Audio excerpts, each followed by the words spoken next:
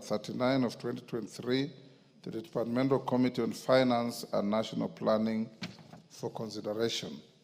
With respect to the Land Amendment Bill, National Assembly Bill number 40 of 2022, the message and the schedule of the Senate amendments to the bill are hereby referred to the Departmental Committee on Lands for consideration and reporting.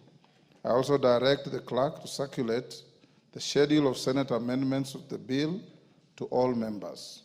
The committees to which the bills have been referred are encouraged to prioritize their consideration and submit their reports as soon as is practically possible to enable the House to proceed with the necessary next steps of the bills. I would encourage them to work through the recess so that by the time we resume, they have gone through the bills. Thank you. Next order. Order number 4, petitions. Order number 5, papers. Majority Leader. Yes, Milemba. What's your point of order? Honorable Speaker, I've been following the communication from your desk, especially on bills from Senate. And you notice that, Honorable Speaker, the Senate can even afford to bring a bill here and again withdraw it. And more than many times, we are giving the Senate bills more time as compared to the honorable members' private bills, which could be very, very important for this country. Honorable Speaker, with a lot of humility, I want to beg you that the private members' bills be given more seriousness and time as we move forward. Thank you, Honorable Speaker. Thank you, Honorable Speaker. I would like to join the leader here and the trade unionist to say this, Honorable Speaker, that I noticed on the order paper we have a lot of Senate bills, and Senate bills be given priority in this chamber. But members here, including myself, have always prepared bills tediously, and they send them to legal teams, and we take a lot of time to ensure that we have prepared bills. But, Honorable Speaker, those bills hardly find their way to the floor of the House. But yet, we give a lot of preference to Senate bills, which are actually private members' bills. Private members from Senate get a lot more time in the National Assembly. Honorable Speaker, we need to give priority to these members. I remember the 12th Parliament actually prepared very many bills, but only one found its way and it was not even completed. And at the end of the session, Honorable Speaker, this Parliament, you will read a long list of bills that have been prepared by members, over 200, I think it was over 200 last time, which never found their way here. But the bills at the Senate find their way here, and they even have the temerity to want to withdraw them. Honorable Speaker, we need to give members of the National Assembly an opportunity to have a bill in their name passed in this chamber. But if we continue, Honorable Speaker, members will feel discouraged. They will stop legislating and concentrate on oversight and other matters. Honorable Speaker, I beg of you that you need to make a fundamental ruling on which bills get preference in this chamber in terms of private members' bills. Honorable Speaker, I beg. Thank you. Speaker, I think I must admit that the Mwalimu Omboko Milema has raised a very fundamental issue and also reminded me the trepidation some of us have gone through in the process of presenting bills that come all the way to the floor of the House. Honorable Speaker, I have a living example. My bill went all the way to the second reading and a question was put, and so almost, I think, 4 or so months, it has never found its way in the committee of the whole House. As much as there could be other external forces, indeed, Honorable Speaker, Parliament should be an independent institution. To the point that is switched on and off by external forces that prevent members of bills being progressed, it does not fairly. Order, Oundo. You are making a very outrageous allegation without evidence. There is no external force that presses buttons on this House. And you know that. Complain of the delay in processing your bill, don't make outrageous allegations against your own House. In fact, you must withdraw those remarks. I don't want to go in the history like Martin Shikuku. Let me withdraw that particular aspect. And apologize to the House. Fine, let me withdraw and apologize because I don't want the Martin Shikuku way. But the fact remains, Honorable Speaker, members are being frustrated. The good thing is nobody remembers what Martin Shikuku did. Dr. Kenan can... Dr. Kenan can I do, inform. but go on. Honorable Speaker, you must protect the members. You must encourage members. And the only way you can encourage the members is to allow members push through their bills to the end. In addition, Honorable Speaker, bills are taken unnecessarily too long to be processed even in our own committees. For example, I don't know if the Budget Appropriation Committee is overwhelmed by work. You find that some bills stay there for almost 6 months before you are even invited to come and present the bill. Something seriously is not, I don't want to say something's wrong, but something is not working the correct way. You made your point. Thank you. Thank you. Yes, Bokose? Honorable Speaker, Honorable Oundo knows very well that he appeared last week before the Budget and Appropriation Committee on his bill. And we processed it, and we gave him an opportunity to be able to make his statements, and therefore I think he needs to withdraw. He can't make that kind of remark in the floor. Yes, unfair. Atandi. Honorable Speaker, thank you very much. I also would like to associate myself with the sentiments expressed by various members over delay of bills by members and even motions. Honorable Speaker, this is really frustrating. I am a victim. I moved a motion last term. I wasn't able to process it because of delays. Again, in this session, I have also moved 2 motions.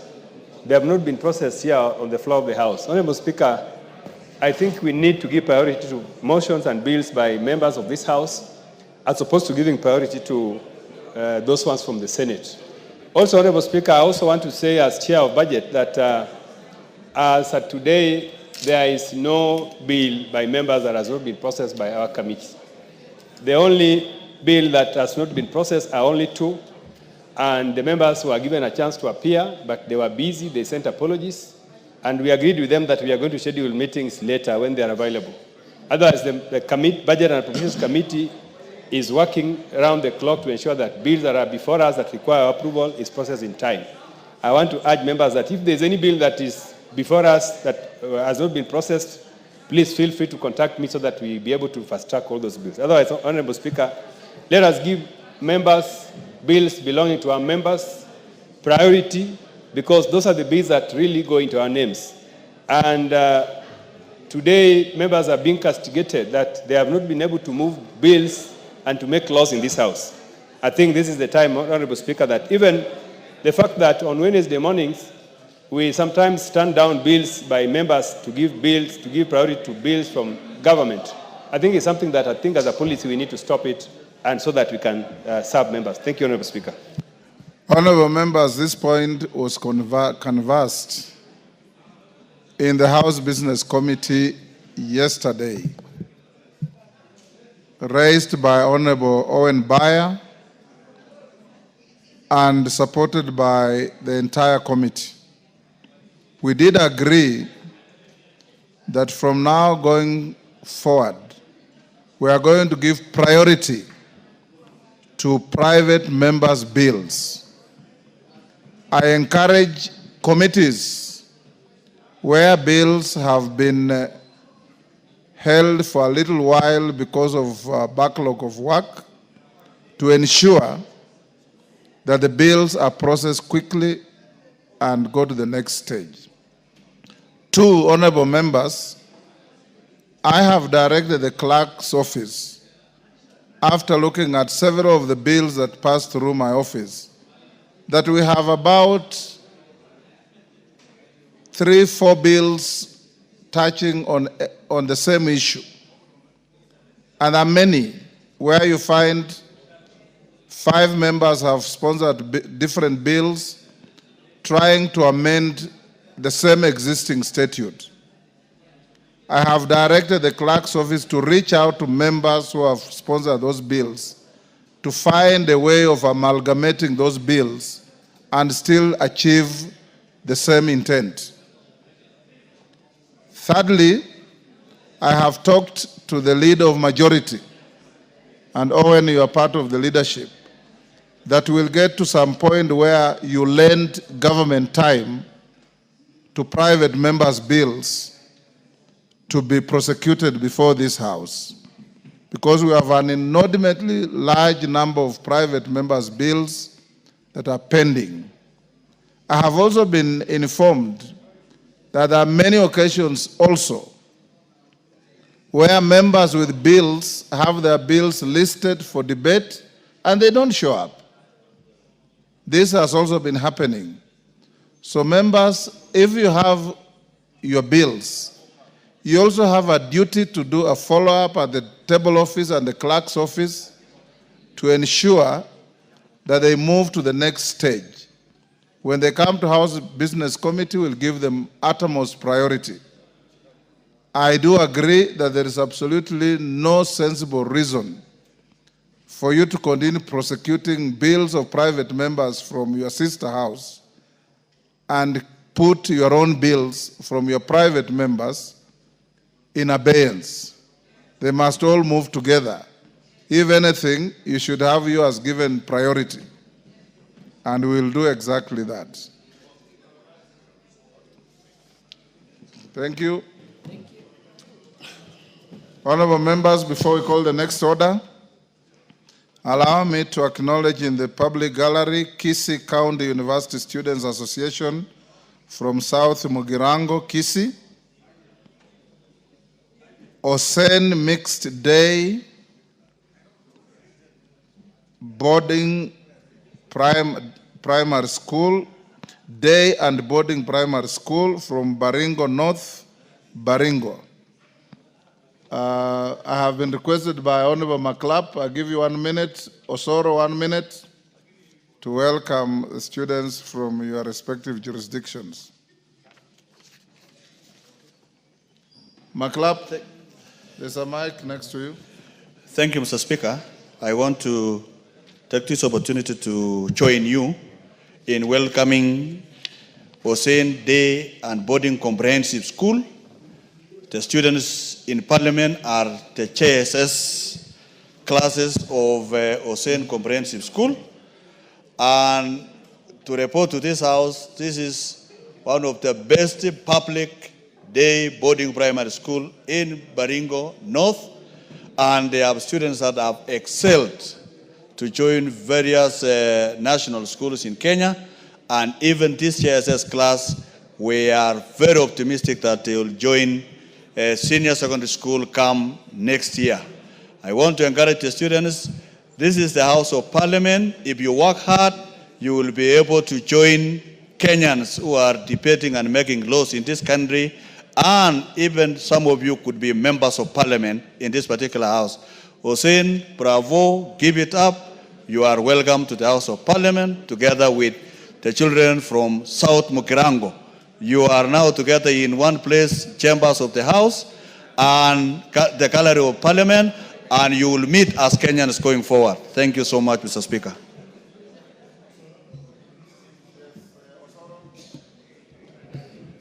Thank you very much, Honorable Speaker. Honorable Speaker, I also want to join my colleague, the Honorable Maclap, in welcoming all the students in the chambers of Parliament, but particularly the students that have come from South Mugirango constituency. Honorable Speaker, I must confess that I just heard you mention that my students are here, and I'm very happy. But it's the spirit in our people that form ni kujituma. So they've decided to bring themselves here and learn, and it's really quite encouraging. And I want to encourage them to pursue their education, to continue, learning more from those who are ahead of them, to continue, focusing on their future. Honorable Speaker, because these are students from the university, it's important for me to mention, Honorable Speaker, that South Mugirango, by record that we have, Honorable Speaker, we have about 12,000 students so far every year going to the university. So really that is encouraging because the constituency is quite diverse with about 120,000 registered voters. So it's quite encouraging, and we want to tell them to proceed and work very hard and focus on their life. Thank you very much. Thank you. I join both of you in welcoming the students and whoever is accompanying them to the House of Parliament. Call out order number 5 again. Order number 5, papers. Majority Leader. Thank you, Honorable Speaker. I beg to lay the following papers on the table of the House today, Wednesday, April 23rd, 2025, in the afternoon sitting. A, report of the Auditor General and financial statements of Eldas Technical Vocational College for the year ended 30th June 2023 and certificates therein. B, reports of the Auditor General and financial statements for the year ended 30th June 2024 and the certificates therein in respect of the following. 1, Chama cha Mashinani. 2, Coast Region Water Security and Climate Resilience Project credit number 5543 KE 740 KE State Department for Irrigation. 3, Commission on Revenue Allocation Staff Car Loans Scheme Fund. 4, Commission on Revenue Allocation Staff Mortgage Scheme Fund. 5, Consolidated Fund Services Public Debt, the National Treasury. 6, Devolution Empowerment Party. 7, Kaiboi National Polytechnic. 8, Kenya Institute of Curriculum Development Mortgage and Car Loan Scheme. 9, Cochin Technical Training Institute. 10, Laikipia East Technical and Vocational College. 11, Laikipia West Technical and Vocational College. 12, Meru Technical and Vocational College. 13, Moi Teachers Training College, Baringo. 14, National Council for Children's Services. 15, National Council for Law Reporting. 16, National Government Affirmative Action Fund. 17, Northern Water Works Development Agency. 18, Omuga Technical and Vocational College. 19, Orange Democratic Party. 20, Petroleum Development Levy Fund Holding Account. 21, Receiver of Revenue Statements, State Department for Irrigation and Citizen Services. 22, Revenue Statement of the Business Registration Service. 23, Revenue Statement of the Pensions Department, the National Treasury. 24, Revenue Statements for Department for Internal Security and National Administration. 25, Samburu Technical and Vocational College. 26, Sports Kenya. 27, the Kenya Academy Sports. 28, Tinderet Technical and Vocational College. 29, United Democratic Movement. 30, University of Nairobi Enterprise Limited. 31, University of Nairobi Press Limited. 32, University of Nairobi. 33, Uriri Technical and Vocational College. And lastly, Honorable Speaker, at number 34, Ziwa Technical Training Institute, Wasigishu County. I thank you, Honorable Speaker, and I beg to lay. Next order. Next order.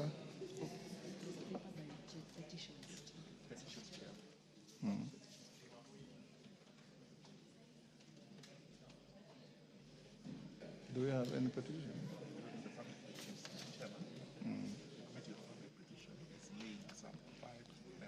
Then call out petitions. Where do you call out? No, it's papers. Actually, it's next after the leader on the brief. Right after.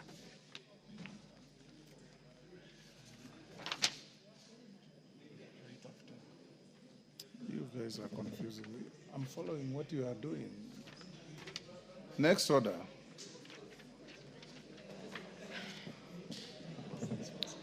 Order number 6, notices of motion. Why do you want to do that? Yes. Yes, Chair, Transport.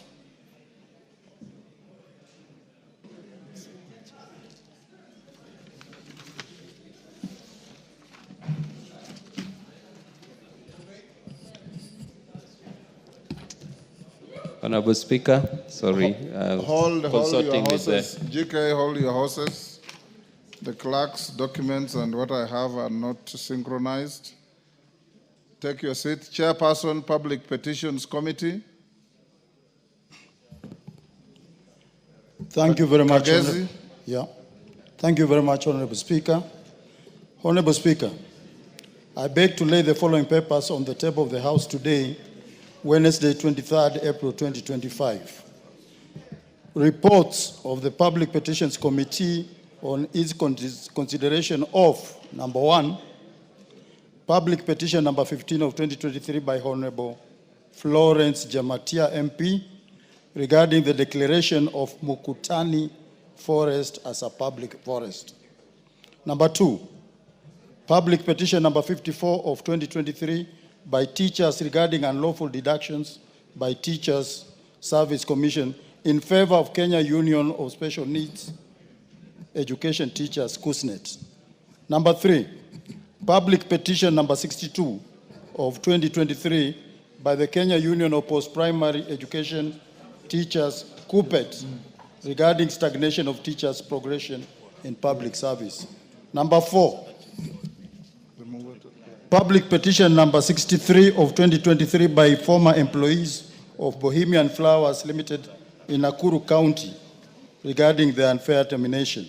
And lastly, Speaker, number 5, public petition number 67 of 2023 by Honorable Moses Kirima, MP, regarding the dismissal from employment of Mr. Gerard Muli Kiilu by Absa Bank, formerly Barclays Bank Prestige Center.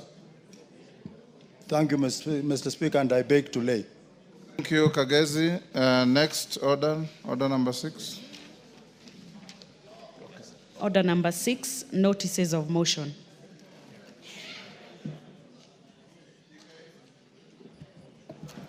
Honorable Speaker, I beg to give a notice of the following motion, that this House resolves to discharge the second reading of the public transport, that is motorcycle bill, Senate Bill number 38 of 2023. Thank you, Honorable Speaker.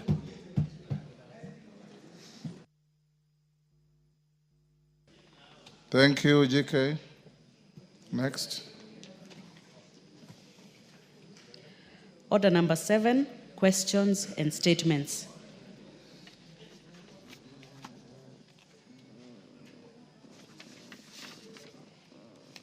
Yes, honorable members, we have first, today we were supposed to have the Minister for the Cabinet Secretary for Roads and Transport. I received a letter this morning that the CS is away in China with His Excellency the President for important national business, and is requested that time allowing and subject to the organization of work by the majority leadership, is available to appear next Wednesday or any other day that the Parliament may decide. You will be notified accordingly. So the questions that are listed to the Minister for Roads and Transport will be stayed until then. On the formal order paper, we have no listed statements, but I've been visited by several members who wanted to respond to statements or make statements or request statements. I will allow Dr. Mutunga, I'm not calling you to start yet, Dr. Nyikal, Mandazi, Karemba, Murugara, those are the ones who have talked to me. Don't raise your hand simply because I've said we don't have a list. I'm talking of those who have been like the 5 wise girls in the Bible who came to see the speaker to ask for an opportunity to raise or make their statements. Let's start with the Honorable Murugara. Note your numbers. When one finishes, another one takes. Murugara. After Murugara, Karemba. After Karemba, member for Mogotio, Kiborek. After Kiborek, Mandazi. Then we'll close that chapter with responses from Dr. Nyikal and Dr. Mutunga. Those of you who have got statements and have, I think there's a Boer who also saw me, and have not reached the speaker, talk to the clerks at the table. Because I'll not allow you to shoot up with a statement that I've neither seen nor approved. Okay? Thank you, Mr. Speaker. Mine is a response. I think let them request for statements. Yours is a response? It's a response. So start with the turbaned man next to you. Yes, my neighbor. Yes. Yes, the one and only. Thank you, Honorable Speaker. Honorable Speaker, pursuant to the provisions of Standing Order 44-2C, I rise to request for a statement from the chairperson of the Departmental Committee on Health regarding the challenges faced by teachers and police officers in accessing medical services arising from their medical cover.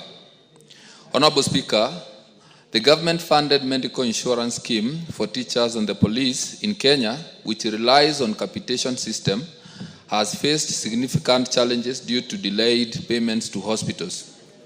This has resulted in hospitals either refusing to provide services to these groups or demanding out-of-pocket payments. The issue is claimed to stem from the government's failure to release allocated funds, despite teachers and police officers being deducted their medical scheme contributions from their salaries. The contributions of teachers and police officers form the bedrock of society stability and progress. To ensure that they fulfill their vital roles in education and public safety effectively, prioritizing their physical and mental well-being is not just a moral imperative, but also a strategic necessity. Honorable Speaker, it is regrettable that teachers and police officers, particularly those from Runyenja's constituency and Embu County at large, have expressed serious grievances regarding their medical cover. These concerns highlight systemic issues that require urgent attention, as they affect not only teachers and police officers in Runyenja's and Embu County at large, but also thousands of others across the country. This crisis, marked by hospitals denying them services due to unpaid claims and stalled National Treasury contracts, exposes systemic failures endangering public servants and their dependents nationwide. Addressing these challenges is therefore critical to ensuring that these essential public servants receive the health care they deserve, for them to continue serving our communities effectively. Honorable Speaker, it is against this background that I request for a statement from the chairperson of the Departmental Committee on Health on the following challenges. 1. Plans put in place by the ministry to remit the medical capitation funds to hospitals and the timelines for the implementation. 2. Action being taken to ensure that teachers and police officers access unlimited medical services, considering that their contributions are deducted from their salaries consistently. And lastly, efforts being made to address the challenges relating to medical insurance and the health service delivery for public servants, particularly police officers and teachers. I thank you, Honorable Speaker. Thank you, Karemba. It was to which committee? Departmental Committee on Health. Dr. Nyikal, can you respond within the first week of resumption from recess? Thank you, Mr. Speaker. We will be able to give a report within the first week after recess. Thank you. Mandazi?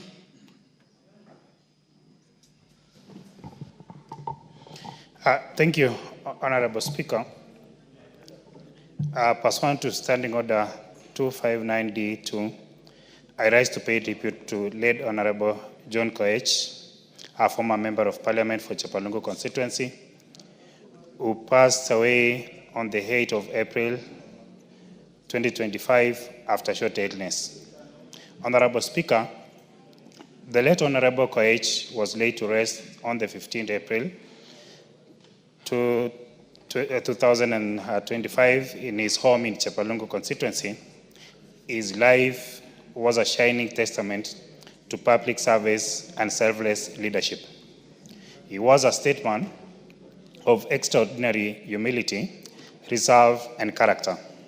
A long-serving member of parliament for Chepalungu constituency and a respected cabinet minister, he gave his whole to the service of our nation. And notably, Honorable Speaker, he is so far the longest-serving member of parliament for Chepalungu, having held the seat from 1979 to 1990, and again from 2003 to 2007. A testament, Honorable Speaker, to the deep trust and enduring bond he shared with his constituents. Honorable Speaker, from his early days under the Kenya African National Union, that is KANU, Honorable Koech distinguished himself as a man of reason and a voice of the people. He rose steadily, propelled not by ambition, but by purpose. His leadership was marked by a deep connection to the people he served, and especially the often overlooked communities of Chepalungu, where he championed development in education, infrastructure, agriculture, and youth empowerment. When he spoke, Honorable Speaker, people listened to him not because he shouted, but because his words carried the weight of wisdom and sincerity. He was a leader who believed that roads should reach to the farmers, that children should sit in classrooms and dream freely, that young people should have a future built on opportunity, not despair. Honorable Speaker, as a Minister for East African Community and Regional Cooperation, Honorable Koech extended his vision beyond our borders. He believed deeply in regional unity and worked tirelessly to build bridges, economic, diplomatic, and cultural between Kenya and our neighbors. His efforts laid the groundwork for stronger regional integration and a shared East African destiny. One of the most defining moments of his political career came in 2002, Honorable Speaker, during the time of great political upheaval. He made the courageous choice to part ways with then the ruling party and stood firmly on the side of change, aligning himself with the National Rainbow Coalition and in then presidential candidate Honorable Mwai Kibaki. That decision, which he led to his expulsion from KANU, was not just political, it was moral. It was a stand for democracy, a bold declaration that the will of the people must always prevail over the convenience of power. Honorable Speaker, beyond politics, the late Honorable John Koech was a diplomat who served the country as the permanent representative at the United Nations Environment Program, that is UNEP, a responsibility he discharged dutifully. In burying the late Honorable Koech, we did not bury his ideals. We planted a legacy. We laid to rest a body, but his spirit of service, of courage, of leadership lives on in lives he touched and institutions he helped build. As we mourn his loss, we draw inspirations from the extraordinary lives and service and dedication to humanity. Allow me then, Speaker, may his soul rest in eternal peace. May his family, the loved ones, find comfort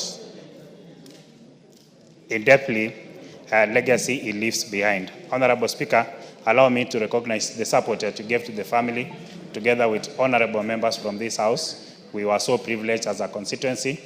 And equally, Mr. Speaker, allow me to register the support given to the family by His Excellency the President of the Republic, CS Chirchir, CS Murkomen, and all the support that we got in paying his last respect. I thank all of them on behalf of the family and on behalf of the constituency. Thank you so much, Speaker. Thank you, Honorable Mandazi. I can see you are very selective. You as truly here also send support to the family.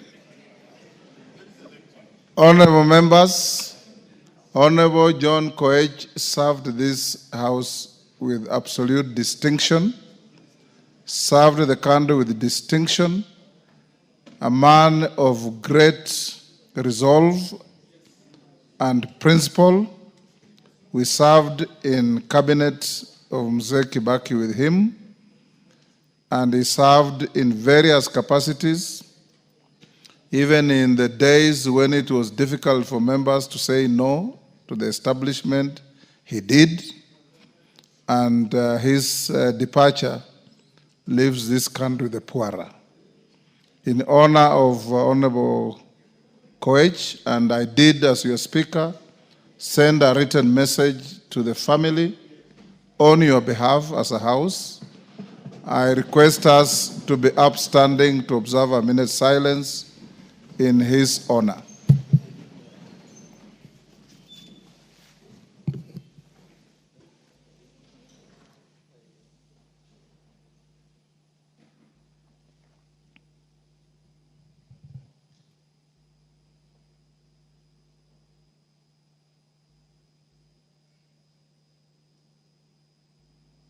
May his soul rest in eternal peace.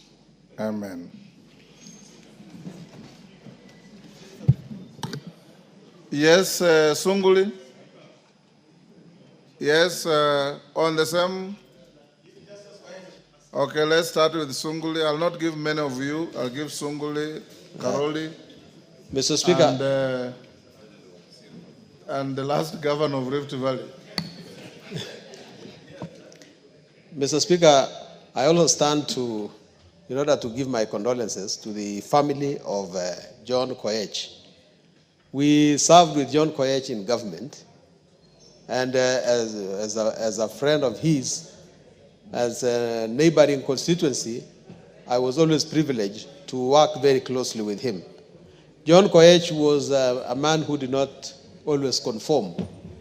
He was, his politics was always different. But he was also in strong competition with people who are of equal stature, like Munai Arab Soy. Mr. Speaker, I must say that the death of Honorable Koech just tells us two things. First of all, that great people actually go. But the second one is that if you look at it very carefully, the reason why we members of parliament must have an insurance to many things is actually very, very important. And you can deduce that from the way he lived and the way he eventually died. It's important that members of parliament look after their security after the House eventually leaves you, or when you leave the House. Mr. Speaker, with those remarks, I must say... Carol Omondi. Thank you very much, Right Honorable Speaker. I just wanted to make a small suggestion. I didn't know Honorable Koech, but I think maybe we should have a tradition in the House that when we want to honor a past member, we invite part of the family to be in the gallery. I think that's what I see in other jurisdictions, so that they feel and they understand the appreciation that we are extending to them. I think because maybe Koech's family is not even aware. Yes, thank you. A valid point. Those who prompt the House to honor our departed colleagues, sometimes logistics allowing, we don't mind part of his family in the Speaker's gallery when we are doing so. Yes, Honorable Sirma. Yes, Mr. Speaker, thank you for the opportunity you have given me. Honorable John Koech served with me in the year 2002, 2007 in this House. Mr. Speaker, I had known John Koech because I was a person following politics from way back until even when he was expelled, Mr. Speaker. And he was a person with a position in what he believes in. Even by being expelled in Kanu, it was about drama of what has happened in the country, and even the change which was required at that time, Mr. Speaker, was John Koech's vision, because he didn't believe in dictatorship. He believed in being a democrat and making things work in this country. Mr. Speaker, when I was with John Koech, unfortunately, we were in the opposition at that time.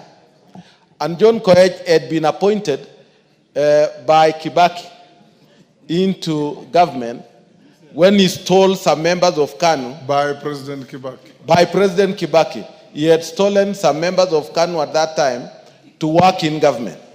So they worked together, and unfortunately, when we went for a rally in Bomet sought, we made very serious statements, Mr. Speaker. That is when I was crowned the governor of Rift Valley, because I declared secession of Rift Valley from Kenya. Mr. Speaker, John Koech almost ran away. You are disclosing a criminal offense. No problem. I faced it at that time, and I wrote statement, and it was over. So at that time, things were not easy. Mr. Speaker, John Koech was a person who would stand during difficult times. And I know the drama which was there between Isaac Ruto and John Koech before the house in Kabarak. Because one of them was being brought in through the back door, and another one going through the school. Because it was big game in Chepalungu constituency. Because Moi was playing the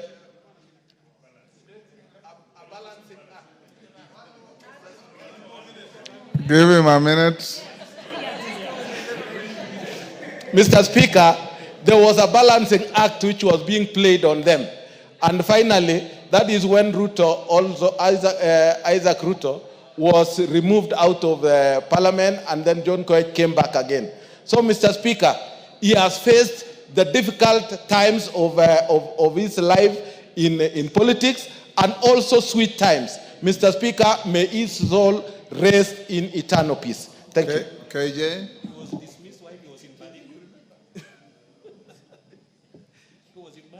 KJ? Honorable Speaker, it is on my behalf and on behalf of the people of Dagoretti South constituency that I pass the condolences to the family of John Koech, a consummate leader, and he has served in a life that has left a legacy for his people and for the country. Mr. Speaker, as I pass these condolences, I also want to bring notice to this House that Nairobi City County has just lost a very young, a very passionate leader in the name of MCA for Kariobangi North, Honorable Joel Munuve. Joel Munuve is known to me for many years, Mr. Speaker. He first vied in 2007 when we were part of a big movement, the Gen X revolution.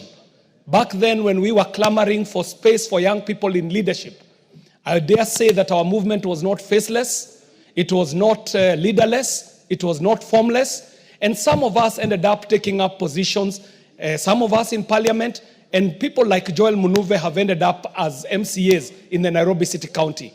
But Mr. Speaker, the death of Honorable Joel Munuve is a curious death, especially at a time when he was raising very pertinent issues about the leadership and the goings-on in City Hall, Mr. Speaker.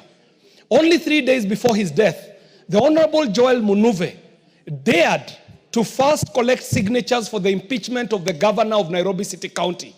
Secondly, he had said that he's going to reveal very damning information about the goings-on in City Hall, Mr. Speaker. So even as we are saying Paula to the family of MCA Joel Munuve, I wish that this House would stand up and call upon the investigative authorities not to gloss over this matter, because this matter might be having very serious interests that go very high up. Mr. Speaker, we would not want to place the blame anywhere. Let that be left to the investigative authorities. All we're asking, Mr. Speaker, is to ensure that the death of Honorable Munuve is investigated to the full and that no stone is left untouched. And let us not imagine that the issues that he was canvassing have no connection to a certain death of a very passionate leader who was serving Nairobi City Council with very good ideas, very reform-minded, transformative, and a seeker for integrity in Nairobi City Hall. I thank you, Mr. Speaker, for that opportunity, and may his soul rest in eternal peace. Kiborek. I'm giving you an opportunity to request for your statement. I know. Yes. Thank you, Mr. Speaker. Honorable Speaker, pursuant to the provision of Standing Order number 44, 2C, I wish to request for a statement from the chairperson of the Departmental Committee on Administration and Internal Security regarding a recent attack by armed bandits along the Marigan-Ginyang Road in Baringo County. Honorable Speaker, on 21st April 2025, armed assailants ambushed traders who were en route to Kinyang Market from Ogotio, resulting into a tragic tale of Mr. Philip Kipchirchir and Mr. Peter Kingori, who are both driving to Kinyang Market. One other person sustained injuries during the attack. The victims were accosted in what escalated from a banditry incident to highway robbery with violence in broad daylight. The matter was formally reported to Marigat Police Station under OB number 20-21-04-2025, this attack raised serious concerns about the state of security in Baringo and in the northern part of the country and the Kerio Belt. It has disrupted daily life of the residents in Baringo, affected their economic activities, and caused fear among the residents. Honorable Speaker, it is against this background that I request for a statement from the chairperson of the Departmental Committee on Administration and Internal Security on the following issues. 1, a detailed account of the recent attack and the current status of investigation into the matter, particularly the killing of Mr. Philip Kipchirchir and Peter Kingori, and the progress made in identifying and apprehending those responsible for the killing. 2, Mr. Speaker, the step that the ministry is making to disarm members of the public who own unlicensed and illegal firearms in Baringo and Kerio Belt and northern Kenya. 3, the short-term and long-term measures the government is undertaking to curb recurrent banditry in the region, including thorough vetting of the already existing National Police Reservists, they should be vetted. The National Police Reservists should be vetted, and we should get a statement about the same on the firearm which they were given without proper training like the police. Thank you, Mr. Speaker. And I beg to ask from the Departmental Committee on National Administration and Internal Security on statement on the same. Thank you. Raso, I don't see your chairman. Can you do so? Are you able to do so on Wednesday next week, being a security issue, or you do it after recess? Thank you. Thank you very much, Honorable Speaker. Honorable Speaker, with your facilitation, we were able to provide this House with a very detailed report. And currently, the area that is experiencing a lot of problem is Baringo. While in most of the regions, Turkana, Samburu, Isiolo, Marsabit, the guns are largely silent. Honorable Speaker will be able to give report to the House immediately after the recess. Thank you, Honorable Speaker. Thank you. In addition to that, Honorable Kiborek and your colleagues from Baringo, yourself, Maklap, Kamket, Musa Sirma, Chematia, Kandie, and Kamren, you are leaders. You are going on recess. Go around your county and talk to those young people and encourage them to stop wielding illegal firearms. It is those young men who vote for you. It is those young men who you use for good and for bad. Go and meet them and talk to them so that as leaders you also play your role to ensure that there is peace within your jurisdiction. And I'm sure you can. Some of those young men are your age, Kiborek. And I'm sure you can use your magic as a youth to get to them and talk to them. Your access to them is better than probably Musa Sirmas and others. Please go and do that. Don't wait for the police to come from Nairobi. You can also play your part. Yes, Sirma?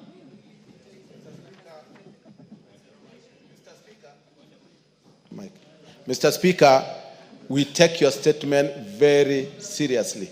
And we want to promise that we shall do as said on behalf of all the members who are even here and those who are not here. We shall endeavor to make sure that we clean up what is the mess within Baringo. Thank you. Thank you. Make sure you include Kamket.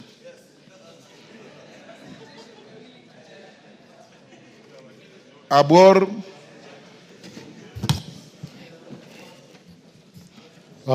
Thank you, Mr. Speaker. Honorable Speaker, pursuant to provisions of Standing Order 44.2c, I wish to request for a statement from the chairperson of the Budget and Appropriations Committee regarding the status of implementation of the government's directive to securitize a portion of the road maintenance levy. Honorable Speaker, the government, through the Ministry of Roads and Transport, advised the Kenya Roads Board to initiate the securitization of part of the road maintenance levy, RMLF, amounting to Kenya shillings 7 per litre. This directive was aimed at raising urgent funds to settle the mounting pending bills in the road sector, which have continued to stall key infrastructure projects across the country. Honorable Speaker, while the securitization of future cash flows can be a viable financing mechanism under the Public Finance Management Act 2012, Cap 412A, and specifically Section 50 on public debt management, the implementation of such a strategy must be carried out transparently within the framework of public finance principles enshrined in Article 201 of the Constitution of Kenya, 2010. Other principles include openness, accountability, and responsible financial management that must be applied on the securitization proposal. Honorable Speaker, it is against this background that I request for a statement from the chairperson of the Budget and Appropriations Committee on the following. Number one, the current status of implementation of the securitization of the road maintenance levy fund as directed by the government. Number two, the legal and financial framework being used to implement this securitization process, and whether there was approval of Parliament sought as required under Section 52 and 53, Cap 412A of the Public Finance Management Act, where future revenue streams are pledged. Number three, amount expected to be raised through this securitization arrangement and the criteria that will be used to allocate these funds towards spending bills in the road sector. Number four, any guarantees or circulars issued by the National Treasury in connection with the securitization transactions and the implications on public debt ceilings and fiscal sustainability. And lastly, Mr. Speaker, timelines set for the disbursement of the raised funds and measures taken to ensure transparency and accountability during the implementation. I thank you, Honorable Speaker. Budget, that is to your committee. Can you bring a response the first week upon resumption from recess? Yes, Speaker, we agree. Thank you. Murugara George. Thank you very much, Mr. Speaker. Mr. Speaker, this morning, Honorable David Kiplagat, the Member of Parliament for Soy, requested for a statement regarding the venue for recruitment of Kenya Prisons constables of Soy constituency in Uasin Gishu. Is he in the house? He is not here. Okay, go on. I actually sent to him the communication I got. Go ahead. Because I was told actually to deliver tomorrow afternoon. But fortunately, it has actually come from the Director General of Prisons to confirm how it is going to be in Uasin Gishu County as follows. The recruitment will be conducted in the following sub-counties: Trubo, sub-county, it's pronounced Tarabo sub-county, Paul Boyd Boys High School at 8 a.m. on the 30th of April 2025. Soy sub-county, DCC's office Sirikwa at 2 p.m. Ainabkoi, Waoni 4 Stadium at 8 a.m. Moiben constituency at Moiben Center at 2 p.m. Keses, DCC's office Keses at 8 a.m. and Kapseret at Eldoret ASK Showground at 2 p.m. Honorable Speaker, there was also a question regarding missing sub-counties, and these members have interest in that because a few sub-counties are missing from the list, including one of my sub-counties in the Tharaka constituency known as Tharaka West. The answer I have received is that they are actually working on this to actualize the fact that all these sub-counties that are missing will be included in the recruitment exercise, and as soon as letters are produced to confirm this, they will be delivered to us for further communication to the honorable members of parliament. This communication is signed by Patrick M. Arando, CBS, Commissioner General of Prisons. And to ensure that we have it on record, I pray that I actually table it. Thank you very much, Mr. Speaker. Thank you. Dr. Mutunga. Thank you, Honorable Speaker. Honorable Speaker, I rise to respond to the statement by Honorable Eric Karemba, CBS MP and member for Runyenjes. Honorable Speaker, pursuant to Standing Order number 44-2C, Honorable Eric Karemba, CBS MP, requested for a statement on the 11th of March 2025 regarding high cost of feeds. The Ministry of Agriculture and Livestock Development responded as follows to the issues raised in the statement. The Honorable Karemba wanted to have the statistics of milk production in Runyenjes constituency and the Embu County in general.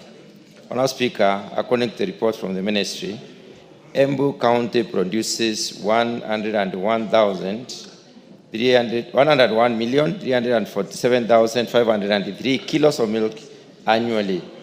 Manyata constituency produces 47,531,820 kilos. Runyenjes produces 32,850,269 kilos of milk. Bere South produces 15,121,880 kilos, and Bere North produces 5,843,534. The second issue that the honorable member was seeking to be informed on, Honorable Speaker, is the measures being put in place to decrease the cost of animal feeds are required for the dairy farming. And the response is as follows. The first issue is National Animal Feeds Development Strategy by the Ministry. The government has embarked on development of an animal feeds, has developed an animal feeds development strategy to address feed situation in the country, in which it prioritizes promotion of increased production of animal feeds, promotion of animal forage conservation, use of technologies such as irrigation to facilitate production of animal feeds in arid and semi-arid areas, as well as in arid and semi-arid areas, among others. Increase in production will ensure availability of adequate forage and the constituent feed ingredients, which will in turn reduce the cost of animal feeds. The second measure that the ministry is taking up is land commercialization initiative. The government is availing an unutilized land for animal feed production through the Ministry of Agriculture and Livestock Development. The land is available for both local and international investors, and the land will be used for production of feeds to ensure availability and reduce the cost of livestock feeds. It will commercialize pastures and fodder production for distribution to farmers. The government land, such as that held by the Agricultural Development Corporation, Kenya Agriculture and Livestock Research Organization, and livestock farms and former livestock holding grounds, will be utilized for this purpose. The third measure that the government is the ministry is taking up, is public-private partnership. in feed production. Honourable Speaker, the government is encouraging public-private partnership to ensure that there is sufficient investment in the livestock feed sector. For the last 2 years, the government has participated in international conferences in Rome and other countries where it has pitched for feasible investment options in animal feed industry. As a result, several investors have already arrived in the country to invest, a key among them including the following.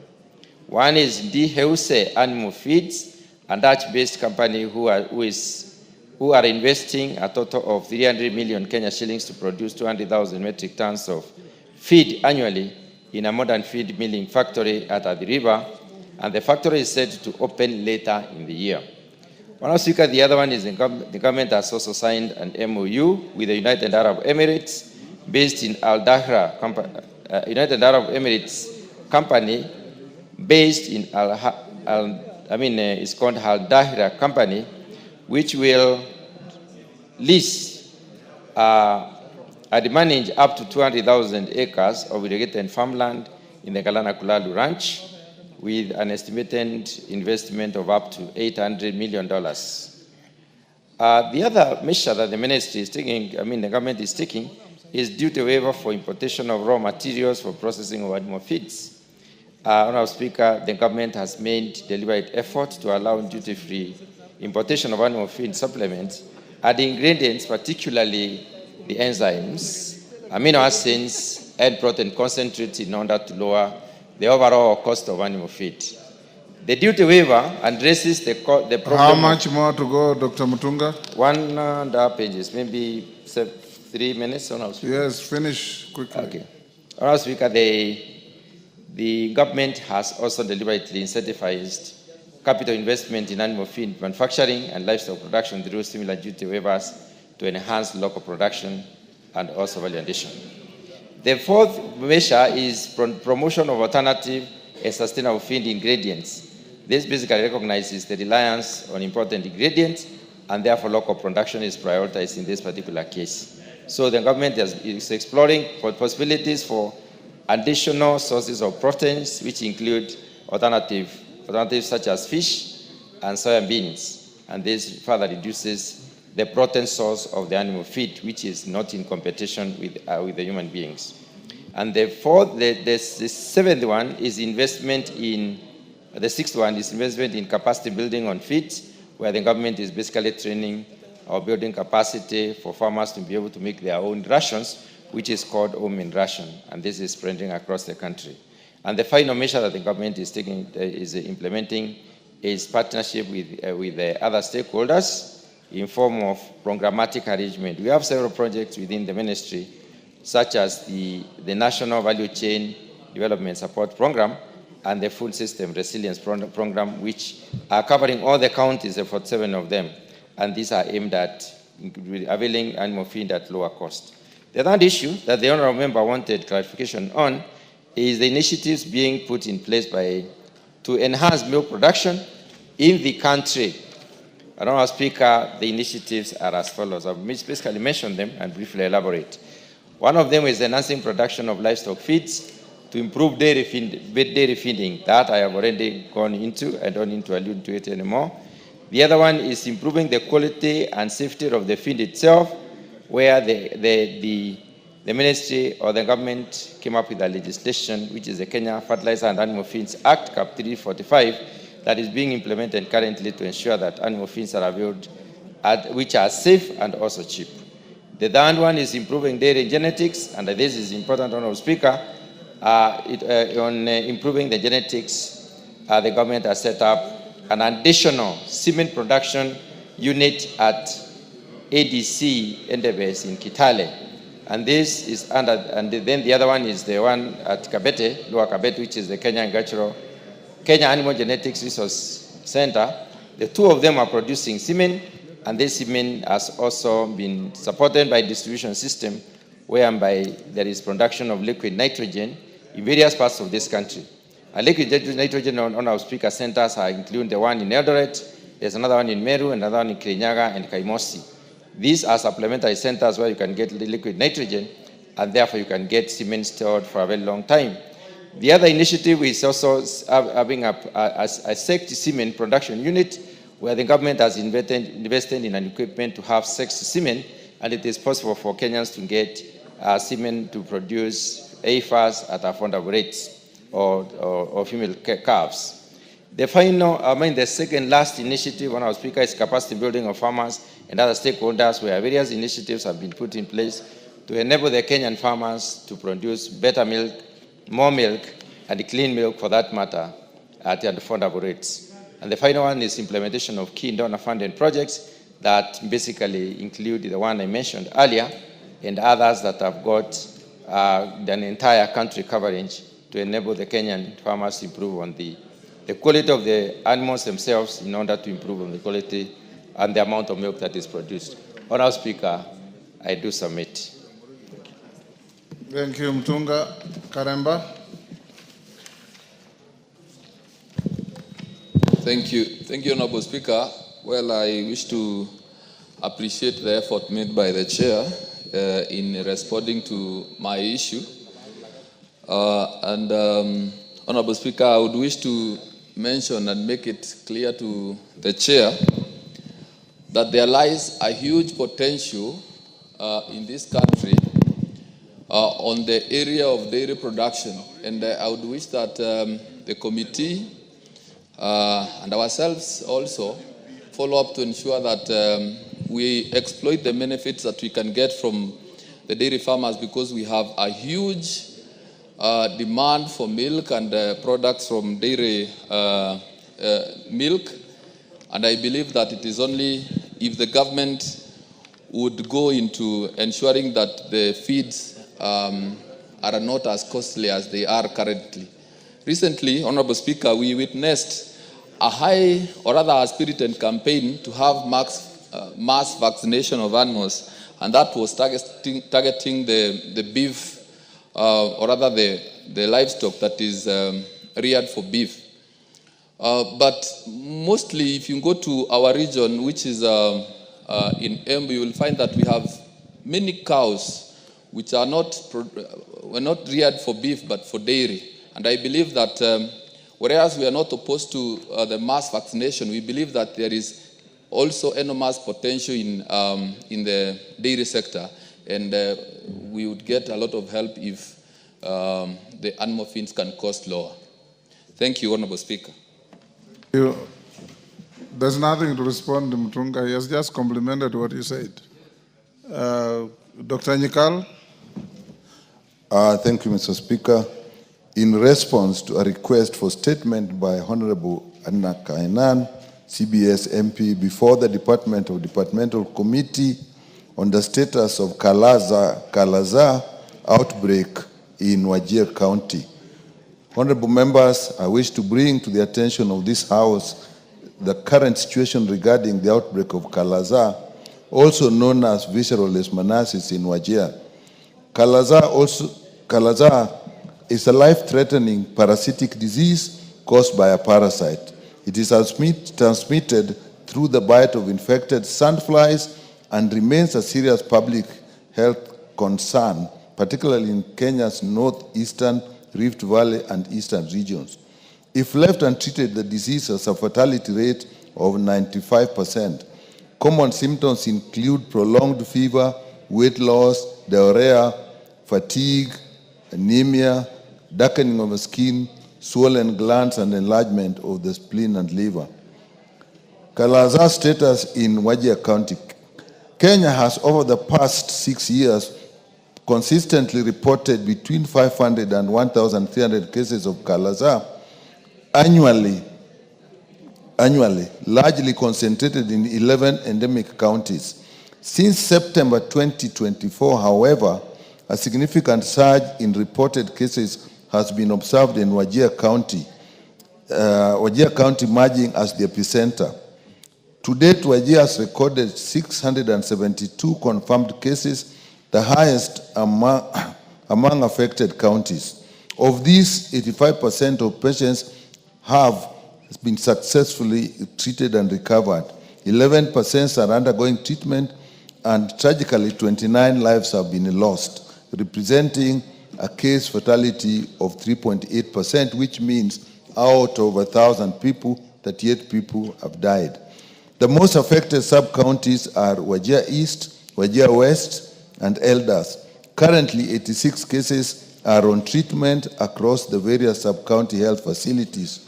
In Wajir County Referral Hospital, 55 cases, Giriftu Sub-County Hospital, 22, Elder Sub-County Hospital, 8, and Bule Sub-County Hospital, 1.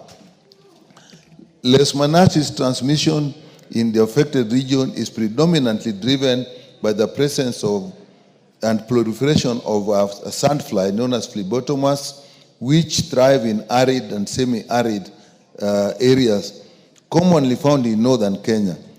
Human infections typically occur when individuals are exposed to these vectors while residing or moving in those endemic areas, particularly near termite mounds, animal shelters, and cracks in walls in abandoned buildings. The risk of infection and disease is severely and significantly heightened by underlying vulnerabilities like malnutrition, weakened immunities, comorbidities like people who are infected with diseases like HIV, and delayed health-seeking behavior. The disease disproportionately affects marginalized populations living in remote, underserved areas where access to timely diagnosis and treatment is limited. Environmental and socioeconomic factors further exacerbate the outbreak. These include poor housing conditions that offer little protection against sandfly, water scarcity, and increased population mobility, displacement due to conflict or climatic factors. Additionally, low community awareness combined with high levels of cross-border movement complicates surveillance, control, and case management. Without sustained multi-sectoral interventions, including vector control, early detection, and continuous health system strengthening, the risk of recurrent outbreaks and higher mortality remains significant. Intervention undertaken in Wajir so far. Honorable members, in response to the outgoing Kalaza outbreak in Wajir County, the government of Kenya, through the Ministry of Health, in collaboration with the World Health Organization and other partners, has activated a multi-sectoral coordinated public health response, meaning including many sectors. The ministry deployed a multidisciplinary team led by their field epidemiology team to conduct rapid field investigations and case management. To bolster frontline capacity, they have trained over 30 healthcare workers in diagnosis, treatment, and case management of leishmaniasis across the 4 affected centers. This is complemented by continuous medical education targeted on the job mentorship and training on case-based surveillance reporting through health information systems aimed at improving the data accuracy and timelines. To support the diagnostics and treatment, the Ministry of Health has distributed 768 boxes of a rapid diagnostic test, 850 vials of sodium stibogluconate, 1,900 vials from paromycin, 840 vials of ambisome. Those are actually the 3 drugs that are used in the treatment. An additional 200 test kits and 400 more vials of drugs were also procured using supplementary funds. Furthermore, in collaboration with the partners such as World Health Organization and Medicines Sans Frontières, the ministry coordinated the delivery of these critical health products and technologies to Wajir County to ensure uninterrupted availability of essential diagnostic and treatment supplies for the affected population. To strengthen inpatient cases, 100 hospital beds and mattresses were distributed to improve the quality of care and comfort in the treatment facilities. Importantly, 3 mobile laboratory units were deployed in the most affected sub-counties to facilitate timely diagnosis, treatment, and on-site data collection. In addition to these medical efforts, the ministry launched comprehensive vector control activities aimed at mitigating the spread of leishmaniasis by targeting sandfly vector responsible for the disease transmission. To this end, the ministry procured 50 farm guard mast duster machines, 150 omni pumps, and 141 two-stroke engine sprayers. Basically, these are actually for spraying in the environment and spraying inside the houses.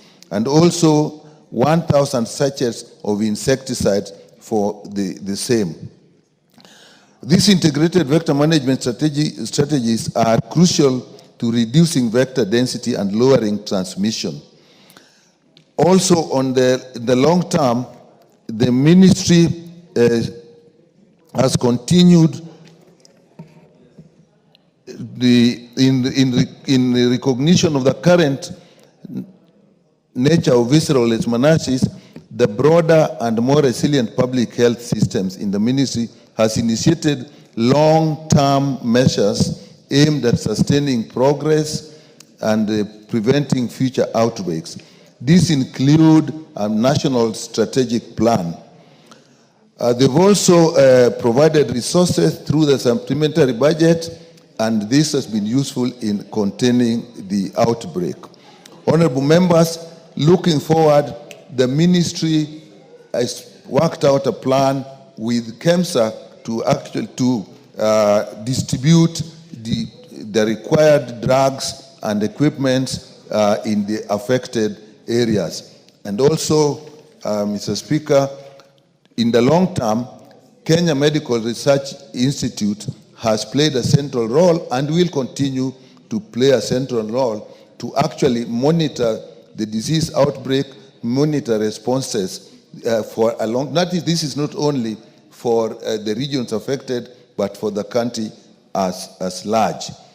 So the ministry remains available to provide any further clarification that this Honorable House may require. Signed by the Honorable Minister Aden Duale, ECG, EGA Cabinet Secretary. Thank you, Mr. Speaker. Kenyan.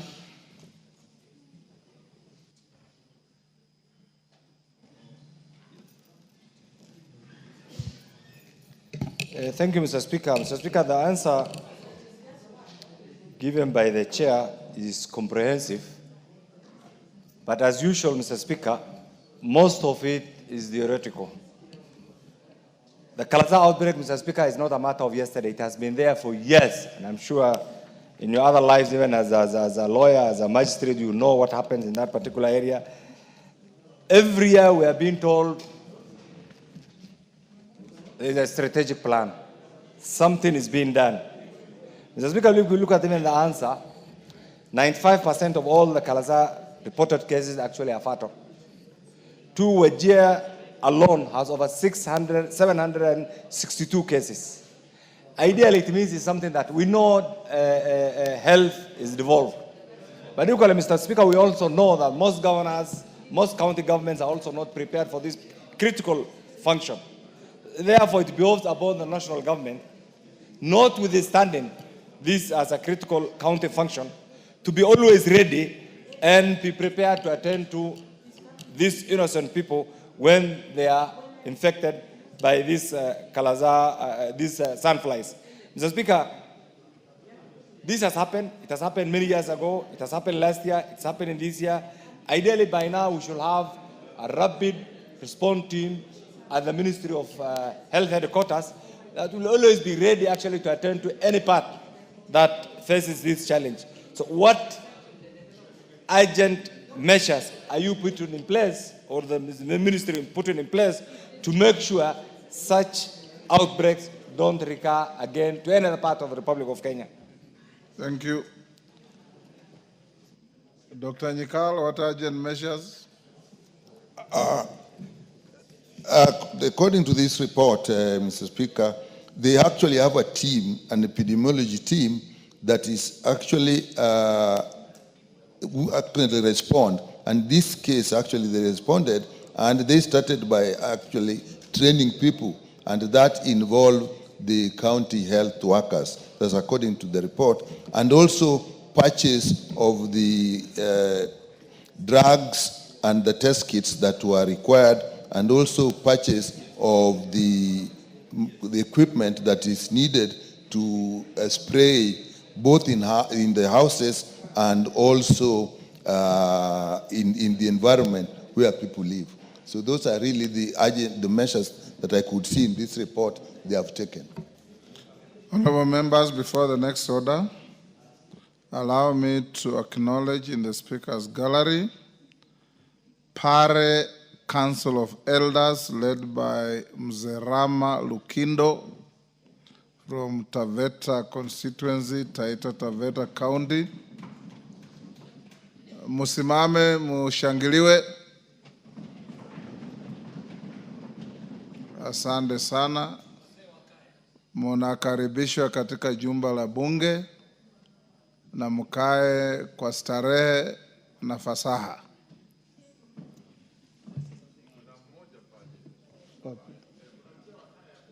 Yes, Bwire.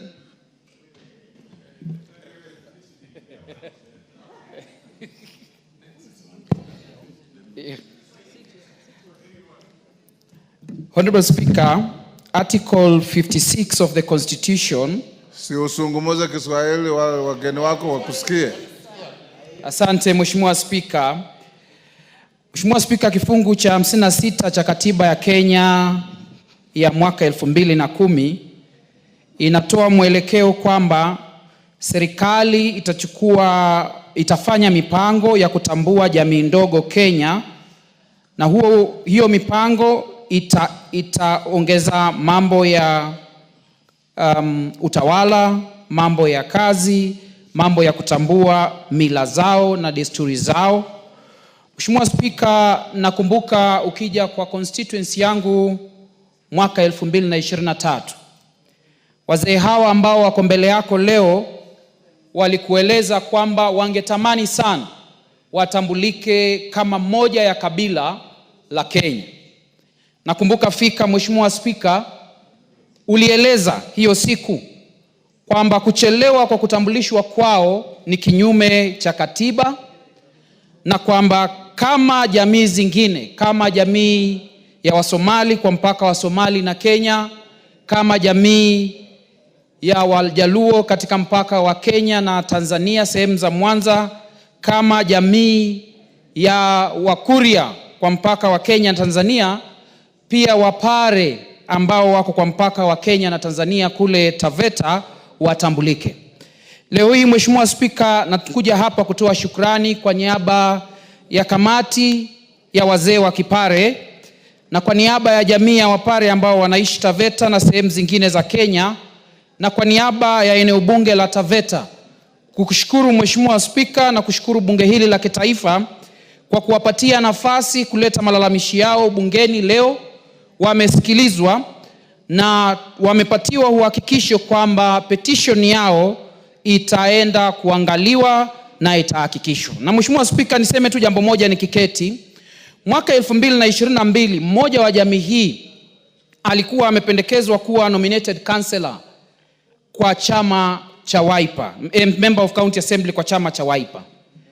Hiyo nafasi ikachukuliwa, na baada ya kwenda kotini, koti ikasema kwamba kwa sababu Wapare wanatambulika kama stateless, basi wao sio minority, na kwa hivyo waliwekwa vibaya kwa ile kategori ya minority tribe. Kwa hivyo hatua hii ambayo imechukuliwa na bunge la kitaifa leo ni hatua ya kipekee sana, na nataka nichukue nafasi hii kuwashukuru Mheshimiwa Speaker na kuwashukuru wajumbe wenzangu kwa kuwapatia Wapare nafasi ya kufika kwao bunge leo. Wengine wao wameniambia hawajawahi kutambulika kwa bunge la kitaifa, na hata kuwatambua leo. Mheshimiwa Speaker, asante na Mwenyezi Mungu aendelee kukubariki. Asante sana. Pande Mheshimiwa Mbwire. Mheshimiwa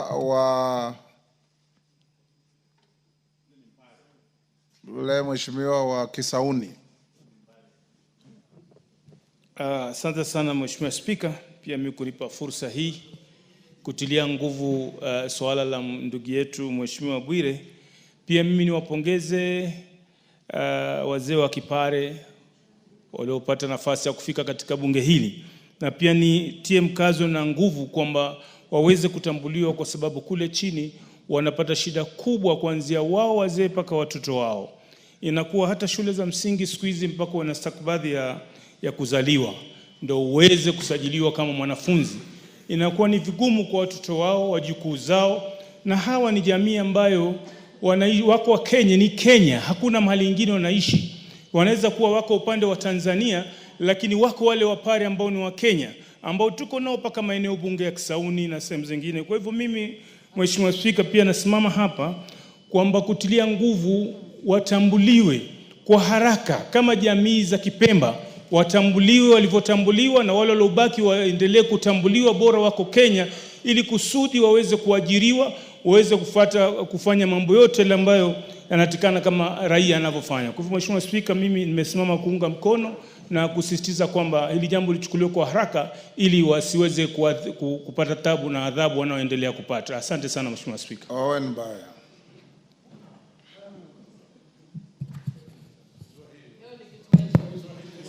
Honorable Speaker, allow me to express myself best in English.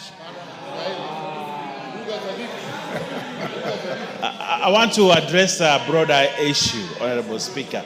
And I want to say this, Honorable Speaker. As a country, we must end... Yes, Honorable Millie Odiam.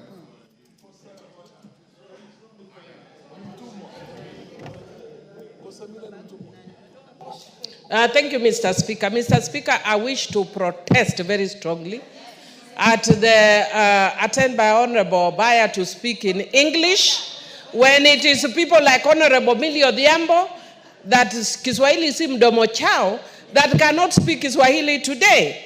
But when he's here, Mr. Speaker, we would like to sit here and get mesmerized and to learn and to be experts. When we get such an opportunity, can he at least speak Kiswahili so we learn? When we were in primary school, Mr. Speaker, my school, we spoke English throughout in primary school, except Wednesdays, when we were told to speak in Kiswahili. The school went very silent on Wednesdays. Mr. Speaker, I'd want to remember my primary by being quiet today and partaking of the knowledge in Kiswahili. So could you please declare him out of order so that he speaks in Kiswahili?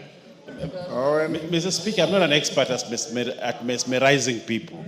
And allow me to tell the Honorable Millie, I can express myself best the way I would like to. Honorable Speaker, we must end statelessness in this country. Stateless must be ended. Yes. Stateless is actually a position where you belong nowhere. And it is one of the greatest sufferings in the world, not to belong to a state. Honorable Speaker, we have salvaged the Makonde, we have salvaged the Shona, the Pemba, the Pare, the Rundi, and the Rwandese that are still in this country require an affirmative action. We solved the Makonde problem. We still have a problem with the Nubians because of their code. We have a problem with the Watha, and the Sanya. We still have issues, Honorable Speaker. But as a country, we should be in the forefront to solve the issue of statelessness.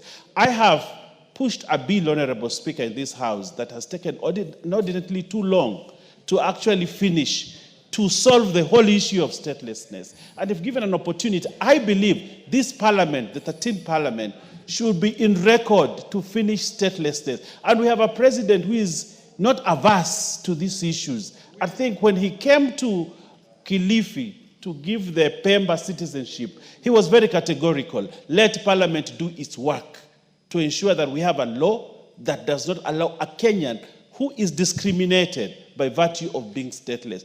Honorable Speaker, I have seen stateless people suffer. You can't register a SIM card, you can't have a bank account, you can't even marry, legally, because you are stateless. You cannot even own children, have children of your own, registered in your name. Those are some of the vagaries that come with being stateless. These Pare people deserve to be Kenyans and belong to the state Kenya. Honorable Speaker, let's use the opportunity that we have as leaders to ensure that we end stateless, and this is a group, and this is a tribe, and this is a community that must be given the due respect by being called Kenyans by virtue of registration and being Kenyans. Minority Speaker, Leader. thank you. Mr. Speaker, first I want to congratulate Honorable Bwire for taking this bold step of bringing people who are marginalized and minorities in his constituency. Mr. Speaker, this is what real representation is. Mr. Honorable Bwire, congratulations for the work you've done. This is how you represent your people, by especially taking care of the minorities. But having said... They are worse than minorities, they are stateless. They are stateless, actually. Yeah, right, Mr. Speaker. They're even worse than minorities. But having said that, Mr. Speaker, people only realize the fruits of their rights, enjoyment of a right, when you lose it. Mr. Speaker, there are people also in this country who face a lot of discrimination in terms of even acquiring. Kenyans who are unable to acquire national documents, like national identity card and passport. Mr. Speaker, I am shocked. I am shocked when I saw a governor in this country, in this Republic of Kenya, Mr. Speaker, shouting at the top of his voice from somewhere in Mount Elgon or somewhere there in Trans Nzoia, saying some Kenyans should not be given the identity cards, Mr. Speaker. Mr. Speaker, I came to realize the training of a person is very important in life. And the way I'm getting trained in this house, Mr. Speaker, is what has made me serve the people. Mr. Speaker, some of the people who have gone through the provincial administration, who have served in that region of northern Kenya, Mr. Speaker. I started training you when you were a councillor. Kabisa, Mr. Speaker, yes. In Malakisi. You took me to Malakisi in 2005 so that I can interact with the public, you remember. Mr. Speaker, a whole governor stands in his place addressing a gathering of Kenyans saying that other Kenyans must be discriminated against. Mr. Speaker, I know the governor was a former PC or a former DC, and I know the culture that goes on when you are especially posted to northern Kenya, where you have to be paid for you to give somebody's identity card. And that's how some of them have made their money, Mr. Speaker. That is a colonial mentality. That man does not deserve to lead anybody in Kenya, Mr. Speaker. It is very, very heartening, Mr. Speaker. Disheartening. He does not even be a village elder, Mr. Speaker. When you can come openly and say that certain Kenyans should not be given an ID because they are bordering another country. Even him is running a county that is bordering Uganda. Shame on him. Shame on him. Mr. Speaker. Mr. Speaker, I know that community is discriminating against live in Trans Nzoia, Mr. Speaker. And you know you are their leader, Mr. Speaker. You come from there also. I can assure you they will never vote for him again. He has lost those votes. His name is Honorable Nakimbia or Nakimbia. Nakimbia too. He's just running everywhere, Mr. Speaker. Mr. Speaker, I was taken aback, Mr. Speaker. I know what discrimination people go through in that region. There are many children in northern Kenya who have finished schooling, they have finished colleges, they have finished universities, they cannot get employment because they don't have an ID. They cannot even get admission to university because they don't have an ID. That is the kind of leaders nowadays we have in Kenya, who is openly saying in a public forum that let us discriminate against this community. And you are calling yourself a governor who is supposed to be leading a multi-society, multi-ethnic, multi-religious county, Mr. Speaker. Mr. Speaker, this is where I know tomorrow he'll be shouting in a burial there, in Bukusola, in Trans Nzoia, abusing me. I don't care. This is where I will speak. People of Suna, who I represent, who include Luos, Koreas, Subas, Somalis, lawyers, Guerrilla, everybody have told me to speak here and tell that governor that he is wrong. He cannot discriminate against other Kenyans. Who is he, Mr. Speaker? What the hell does he think he is? Keep on, talking open. And I don't know why NCIC is no longer functioning. I thought the first person they will arrest or they will summon is that governor, that raw governor. Is actually the raw governor. Yes. Mr. Speaker, bordering another county does not mean you must be discriminated against. How many counties border other countries?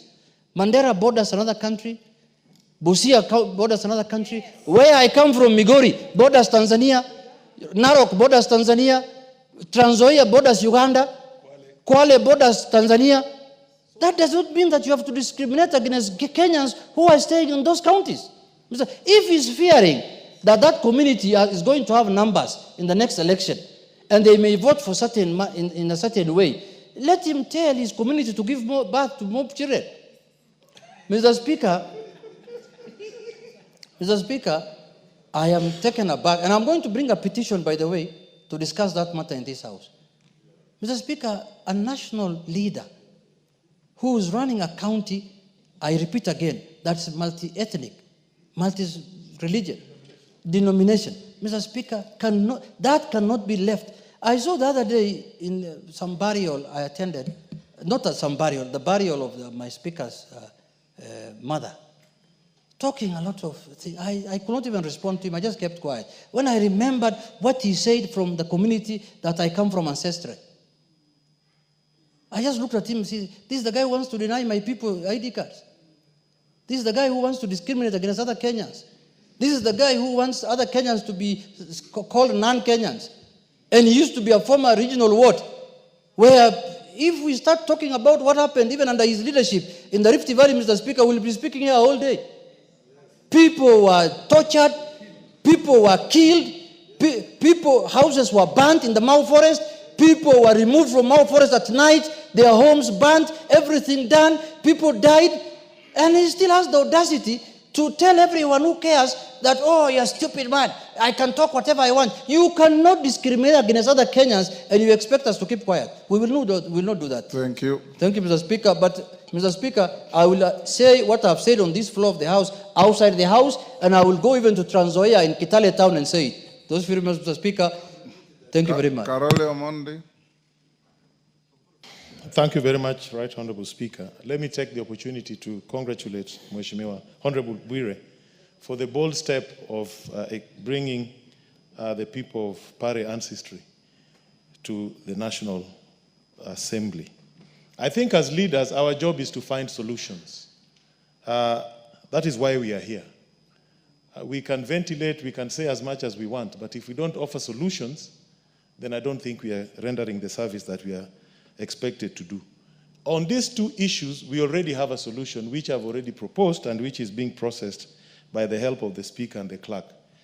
On the issue of the Pares and the other stateless, I've already proposed a bill, Kenya Citizenship and Immigration Bill, which will create a new category of acquiring citizenship by ancestry in terms of historical connection, lineage, affinity, consanguinity, and we'll also implement the right of return for all Africans who are exported out of Africa. So that is a solution.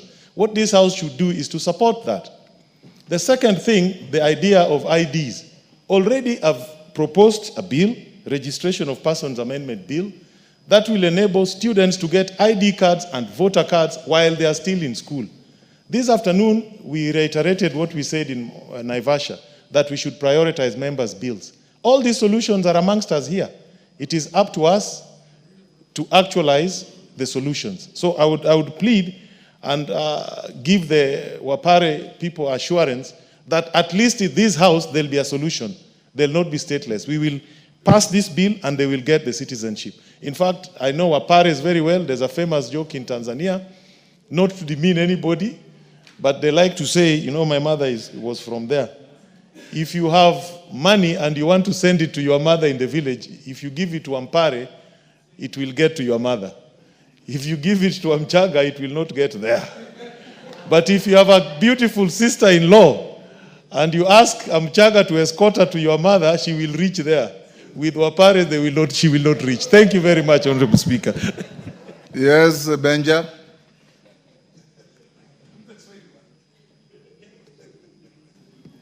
Mr. Speaker, thank you for giving me this opportunity. Chukua dakika moja moja. Thank you. Mr. Speaker, let me first of all welcome the guests in your gallery, Mr. Speaker. And I think their visit will go down in history as having brought the necessary changes in this republic. Mr. Speaker, to be a stateless person is the worst discrimination that you can ever be. Mr. Speaker, I'm talking as a former ambassador of Kenya to the Republic of Namibia. And Mr. Speaker, sometimes you find Kenyans who have found themselves in another country without the necessary documents. And the treatment they get, Mr. Speaker, is very bad. So, Mr. Speaker, I want to support the comments made by my colleagues. I also have a community from Rwanda who were brought a long time ago, Mr. Speaker, to come and plant tea in Kericho. And because of one or two reasons, Mr. Speaker, they have found themselves in Kenya, but they are facing discrimination. They cannot get IDs. They have actually been forced to change their names, Mr. Speaker, so that they can fit in. Farah Maalim. Mr. Speaker, I want to add my voice into the issue of statelessness and discrimination in our country. Mr. Speaker, you started your legal career way back in the early 80s, and you used to travel all the way to Northeastern Province. And you remember the kind of discrimination that was there, where a DC or a DO is a judge, he's a magistrate. You'll be arrested by his administration police officers, and then you are brought before a DO to sentence you now on the charges that were preferred against you by the people he sent you. Mr. Speaker, we have seen a lot in this country. I myself, in 1980, when I was going to go out, give me another 5 minutes, Speaker. Yes. When I was supposed to travel out of the country, I was supposed to fill a form called P7 for me to get a passport. And it says to be filled by non-indigenous Kenyans like Asians, Arabs, and Somalis. Now, when you tell the residents of Wajir and Garissa and Mandera are non-indigenous, who is the indigenous community to Mandera or Wajir? Are they Kikuyus? Are they Luos? Are they Luyas? Are they Subas? And you claim, and you claim these people, this is part of Kenya. You're not saying that these are Somalis, let them go to Somalia. Mr. Speaker, it's good for us to understand history. And Millie remembers this very.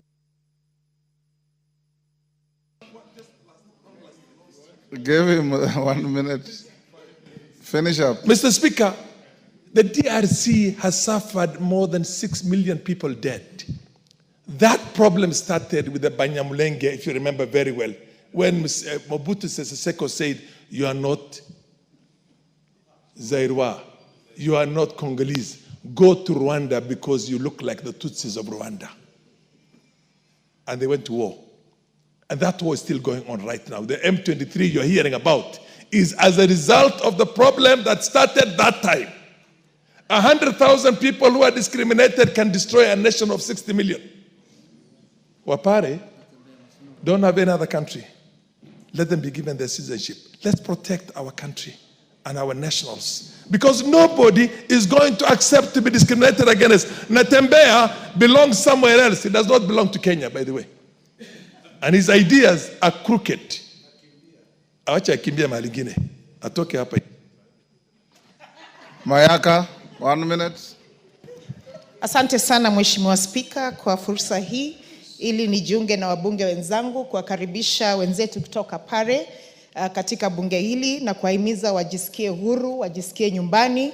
Na Mheshimiwa Spika, kama bunge tunajiunga mkono pia kuwakataza wale ambao wanataka kuwabagua wenzetu ambao wametoka katika sehemu za mpaka na kuwashurutisha na kueleza ya kwamba wengine wao ambao ni viongozi katika kata ama kwa vile mnavyosema kwa county wanafaa kuwe katika kipao cha mbele kuwahimiza wenzetu ambao wametoka mpakani ili wawe hapa. Lakini pia Mheshimiwa Spika, nataka kuwahimiza wenzetu toka pale ya kwamba siku nyingine mkikuja muje pia na vijana wachanga ili wenzetu ambao hawana mabibi waweze kupata mabwana kutoka sehemu zingine ili wapare waongezeke na wapate mabibi kutoka. They are not hawking girls. Asante sana. They are looking for statehood. A person who is stranded and is looking for statehood cannot hawk women around. Member for Busia. Thank you, Mr. Speaker. First of all is to say poleni ndugu zetu kutoka kule coast. This issue has been there for a long time. They suffer what also our brothers and sisters who were married at the border face, proving many things. If you say you must prove if you are a Kenyan, and the only proof is that you gave birth, they want a certificate. Maybe you met in a bush, loved each other, made babies, and because many people in their lives don't go that other way of marriage processes, the only proof is kids. Public acknowledgement, the Ligrus, chiefs, they know these people, how they even started living together, their story, their history. So I want to thank the President for easing it. Then members will have to stop there. I want to encourage you as members of Parliament, as many of you, Junet, everybody has said, we must eliminate statelessness in our country. We must. There are people, even in Kabete here, there are Shonas who came to Kenya from Zimbabwe. They are stuck there stateless. They were given. That is very good. We must eliminate statelessness. And as African people, look at your history and remember, in the early 1900s, in Namibia, where Benja says he was an ambassador, I remember, the Germans gave a license to hunters, and the license read, you are free to shoot an elephant, a rhino, a lion, a buffalo, and a bushman. The bushmen are the hereros. They are licensed to shoot them on sight. The same thing that happened to other people elsewhere.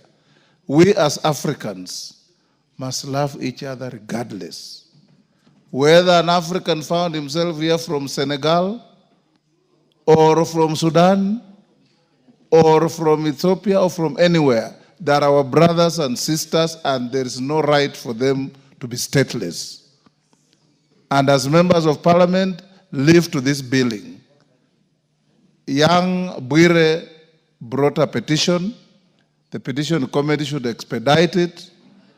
And these Pare elders have the same right as any one of us to be in this country and to enjoy the benefits of citizenship. So Bwire, you have a duty, and Parliament leadership. In fact, you should have a catalog of all stateless communities in the country, put them in one basket, and we encourage our president to accede to giving them citizenship all at once, so that we eliminate statelessness. The Rwandese who came to weed maize in Trans Nzoia, the Burundis who came to pluck tea in Kericho, the Nubians who came to Kenya to guard the British.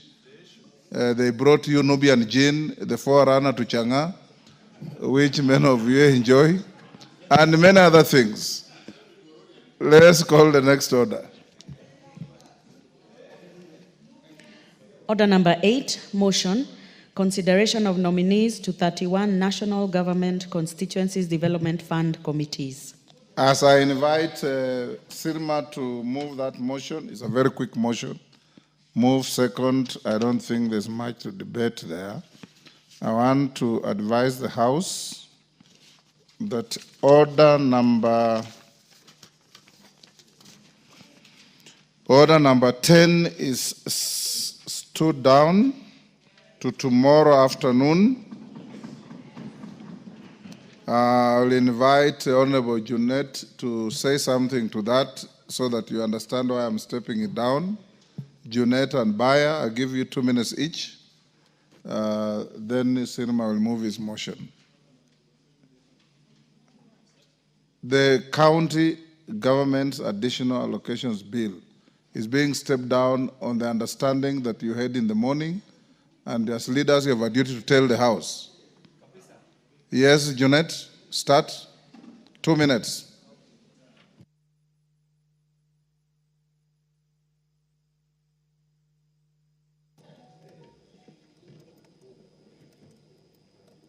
Give Junet the mic.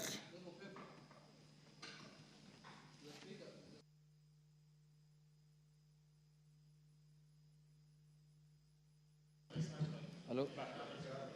Mr. Speaker, as you are aware, members are aware, this has been a very contentious bill.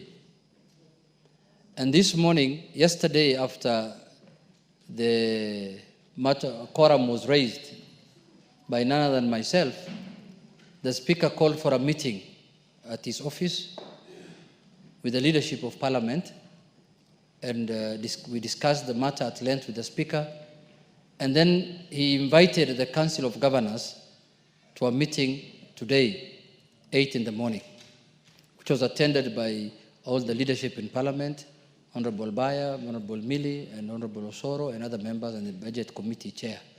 So the Council of Governors was represented in that meeting by their chairman and their legal, chairman of the legal committee, I think, Governor Mutula Kilonzo Jr., and we discussed the matter at length, and there were compromises that were made that they should do, and on our side also we will do.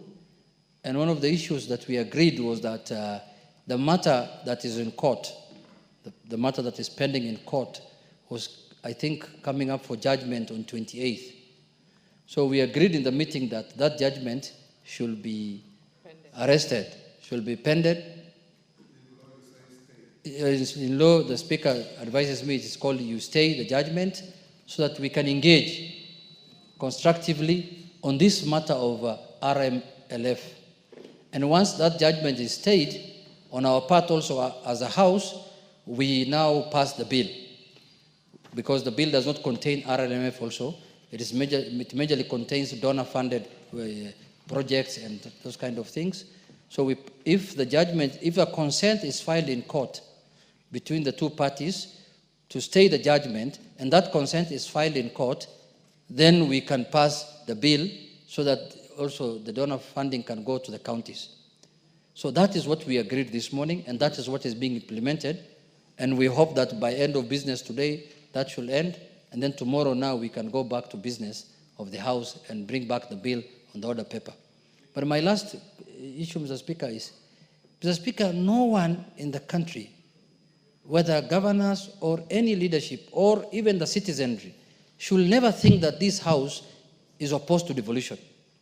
Mr. Speaker, this House supports devolution completely. And that is why every year we support the division of revenue bill. We have supported every county bill, every bill that concerns counties that has either originated from this House or from the Senate, Mr. Speaker. We support devolution completely because we know the intention of devolution is to make the lives of our citizens better, Mr. Speaker. The soul of this constitution is devolution, Mr. Speaker. Because there are counties that will not have received 1 billion shillings in their lives if devolution did not happen, Mr. Speaker. So nobody should send any notion that National Assembly is against devolution. We support devolution, and we will make sure devolution thrives in our country, but we want to have the Constitution respected holistically, so that the National Assembly can do their work, the Senate can do their work, and the counties can do their work, so that we have a win-win situation for the country, Mr. Speaker. Mr. Speaker, you remember we used to have a tug of war with the Senate on issues of functions. Which house is upper, which house is lower, which functions belongs to this house, which functions belongs to the Senate. Luckily, the senators on their own volition went to the court.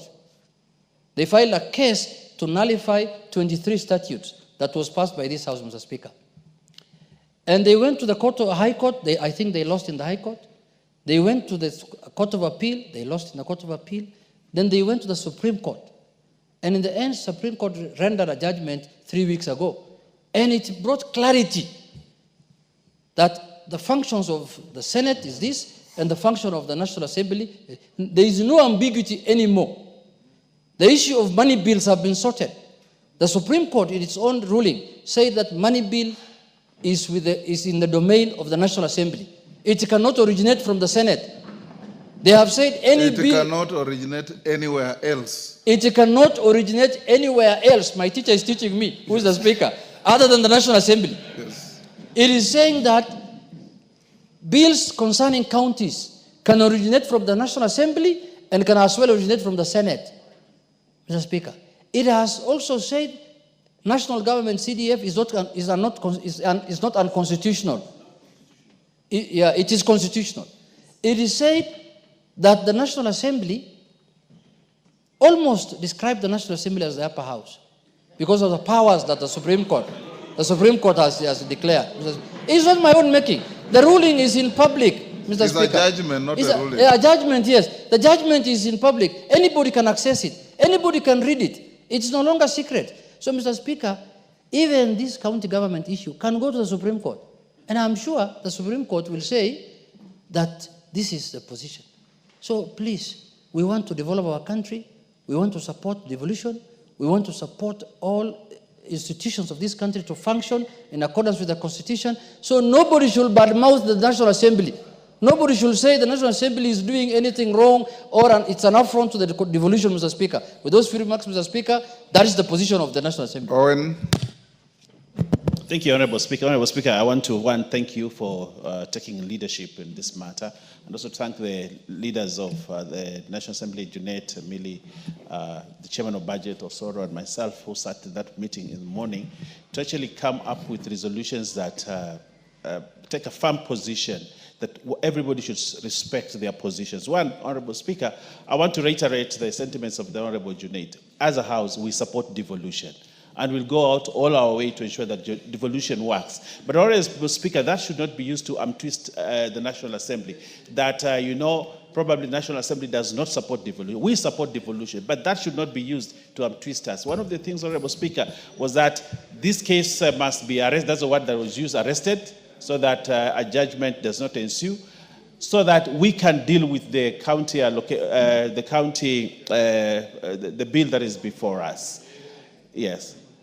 So, Honorable Speaker, what I would like to say is that as a House, we will stand very firm on this matter, such that the governors must respect the space of the National Assembly as we respect theirs, and ensure that what is due to members of the National Assembly, or what is due to the national government, remains in the national government, because the funds that they're fighting for are national government funds that are available to Kera and Kura.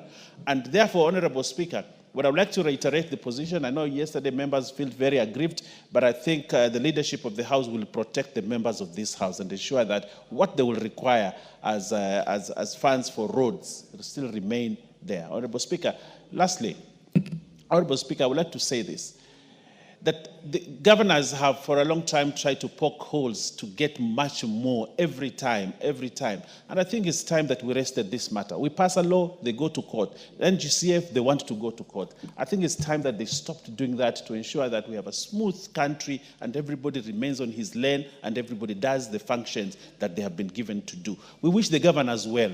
When they get money, let them implement projects that help the constituents, the county. allow national government also to do their work, so that all this put together, Honorable Speaker, takes our country forward. But I want to reiterate what the Honorable Junaid said, and I want to say this. The letter that was published by Anyang' Nyong'o yesterday was in bad faith. Bad faith. And as a National Assembly, we condemn it, and it must remain condemned.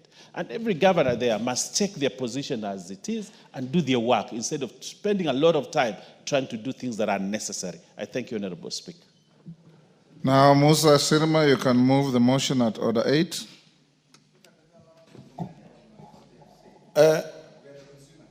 Mr.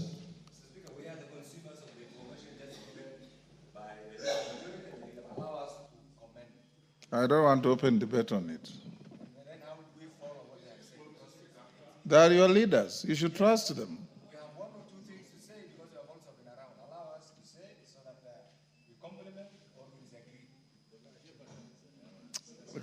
Kainan, let Musa Sirima move his motion. Mr. Speaker. Take your seat. Mr. Speaker, I wish Take your seat. to ask that I move that this House adopts the report of the National Government Constituency Development Fund Committee on its consideration of nominees to 31 constituencies committees laid on the table of the House on Tuesday, the 22nd of April, 2025, and pursuant to the provisions of Section 43(4) of the National Government Constituency Development Fund Act, Cap 414A, and paragraphs 5, 2, and 10 of the National Government Constituency Development Fund Regulations 2016, approves the list of nominees for appointment to the following 31 constituencies committees of the National Government Constituency Development Fund. Mr. Speaker, the names of the constituencies are in the order paper. I do not need to read. And Mr. Speaker, I want to assure the members that the CS made good of his promise and the respect to the chair, because it is so important that funds are released to the constituencies before we go on recess, Mr. Speaker. Mr. Speaker, as I move this, Mr. Speaker, we want prudent use of these funds, which will make development in this country better. Mr. Speaker, without much ado, I beg to move that this House approves. And I want to ask Honorable Wangwe, the MP for Navakolo, to second. Thank you, Mr. Speaker. Thank you, Honorable Speaker. Honorable Speaker, I rise to second the motion as moved by the great member for the chair. And my Honorable Speaker is just to emphasize on one point, which I would want to bring to your attention and the attention of the House. That, Honorable Speaker, as we approve the names, the next stage is normally gazettement of the names. And colleagues, as we sit here today, most of the constituencies that so far have been approved are yet to be gazetted. Meaning, Honorable Speaker, it's a delay that is being caused on the gazettement side. Whoever is concerned, Honorable Speaker, whom I believe is the Attorney General, my request to you, Honorable Speaker, and the House, is that we come in, or you come in, Honorable Speaker, so that the Attorney General moves with the speed, gazettes the names, and let our constituents enjoy the funds that we have been pushing to get to the ground. Thank you, Honorable Speaker. I beg to second. Member on his feet, take your seat. Is that Sunguya? Take your seat. Honorable members, I now propose the question, which is that this House adopts the report of the National Government Constituency Development Fund Committee on its consideration of nominees to 31 constituencies committees laid on the table of the House on Tuesday, 22nd April 2025, and pursuant to the provisions of Section 43(4) of the National Government Constituency Development Fund Act, Cap 414A, and paragraphs 5, 2, and 10 of the National Government Constituency Development Fund Regulations 2016, approves the list of nominees set out herein on the order paper for appointment to the following 31 constituencies committees of the National Government Constituency Development Fund. Do we put the question? Honorable members, I now put the question at order number 8, which is that this House adopts the report of the National Government Constituency Development Fund Committee on its consideration of nominees to 31 constituency committees laid on the table of the House on Tuesday, 22nd April 2025, and pursuant to the provisions of Section 43(4) of the National Government Constituency Development Fund Act Cap 414A and paragraphs 5, 2, and 10 of the National Government Constituency Development Fund Regulations 2016 approves the list of nominees set out in the order paper herein for appointment to the following 31 constituencies committees of the National Government Constituency Development Fund. As many as of that opinion say aye. Will those of the contrary opinion say nay? The ayes have it. Next order. Order number 9, the Social Protection Bill, National Assembly Bill number 12 of 2025, second reading. Resumption of debate. My record shows, Carol Omondi, you had 7 minutes to wind up your speech or your contribution. Yeah, thank you very much, Right Honorable Speaker. I did point out in the morning that the measure of poverty is what is called the food poverty line, which calculates what the nutritional requirements or food energy requirements are per person, and then it is weighed against the actual food expenditure of a household or a person, and then we put you either above or below the poverty line. According to Kenya National Bureau of Statistics, their study of 2022, the poverty rates are lowest in Nairobi at 16.5 and highest at 82.7 in Turkana. The reason why I'm giving this background is so that we understand how to identify those we classify as needy. When I read this proposed bill, I'm a little worried that the classification may not be very scientific because we are using very general terms as persons in need, orphans, or vulnerable children. Yes, there's a point of order from Honorable Atandi. Honorable Speaker, this bill was moved yesterday, and this morning we have been discussing this bill, and most members are in agreement that this bill needs to be passed. I was going to urge you to ask the mover to just reply. Honorable Atandi is out of order for the proponent of the bill to move closure of debate. Get another member to do so. You are legitimately right, but wrong procedure. Yeah, thank you. Yes. Sorry for that rude interruption. He wanted to oust. Is in this bill, or is it moved by a leader of majority? Yes. Sorry, I was looking at the wrong order. Anyway, let's allow Carol Omondi to finish. Then we'll put it to the House. If you agree, then we call the mover to reply. Honorable Speaker, so the categorization under Section 28 may not be very accurate. Somebody could be an orphan, but is not below the poverty line. You could be an old person, but you are not below the poverty line. You could be a person with disability, but you are not below the poverty line. So I think there's some very serious work we need to do here to avoid controversies in the future. Secondly, as a House, it would have been better to understand the full cost implication of implementing this bill and the social programs contemplated thereunder. You realize it talks about non-contributory universal social protection program. We don't know whether this will take 100 billion or 200 billion. I think as a House in the memorandum, the leader of majority should have informed us so that we could really debate from a position of knowledge. Because it is going to apply to everybody. And those who will be excluded can easily go to court and claim discrimination and basically derail the entire system. So I think we need to do additional work. And in any event, if we are talking about universal non-contributory universal protection program, already there are so many forms of social protection that exist. We have schemes by government where we give subsidized foodstuffs. Yeah, there are schemes where we waive fees or we give free medical care. We have community health workers who offer assistance and service to those in need. We have bursaries, we have free education in some components, and we have emergency funds, which are not included in this new proposal. And I'm wondering where all this will fit. I thought we should have a comprehensive bill that is dealing with social protection in all the spheres where government funds are being spent.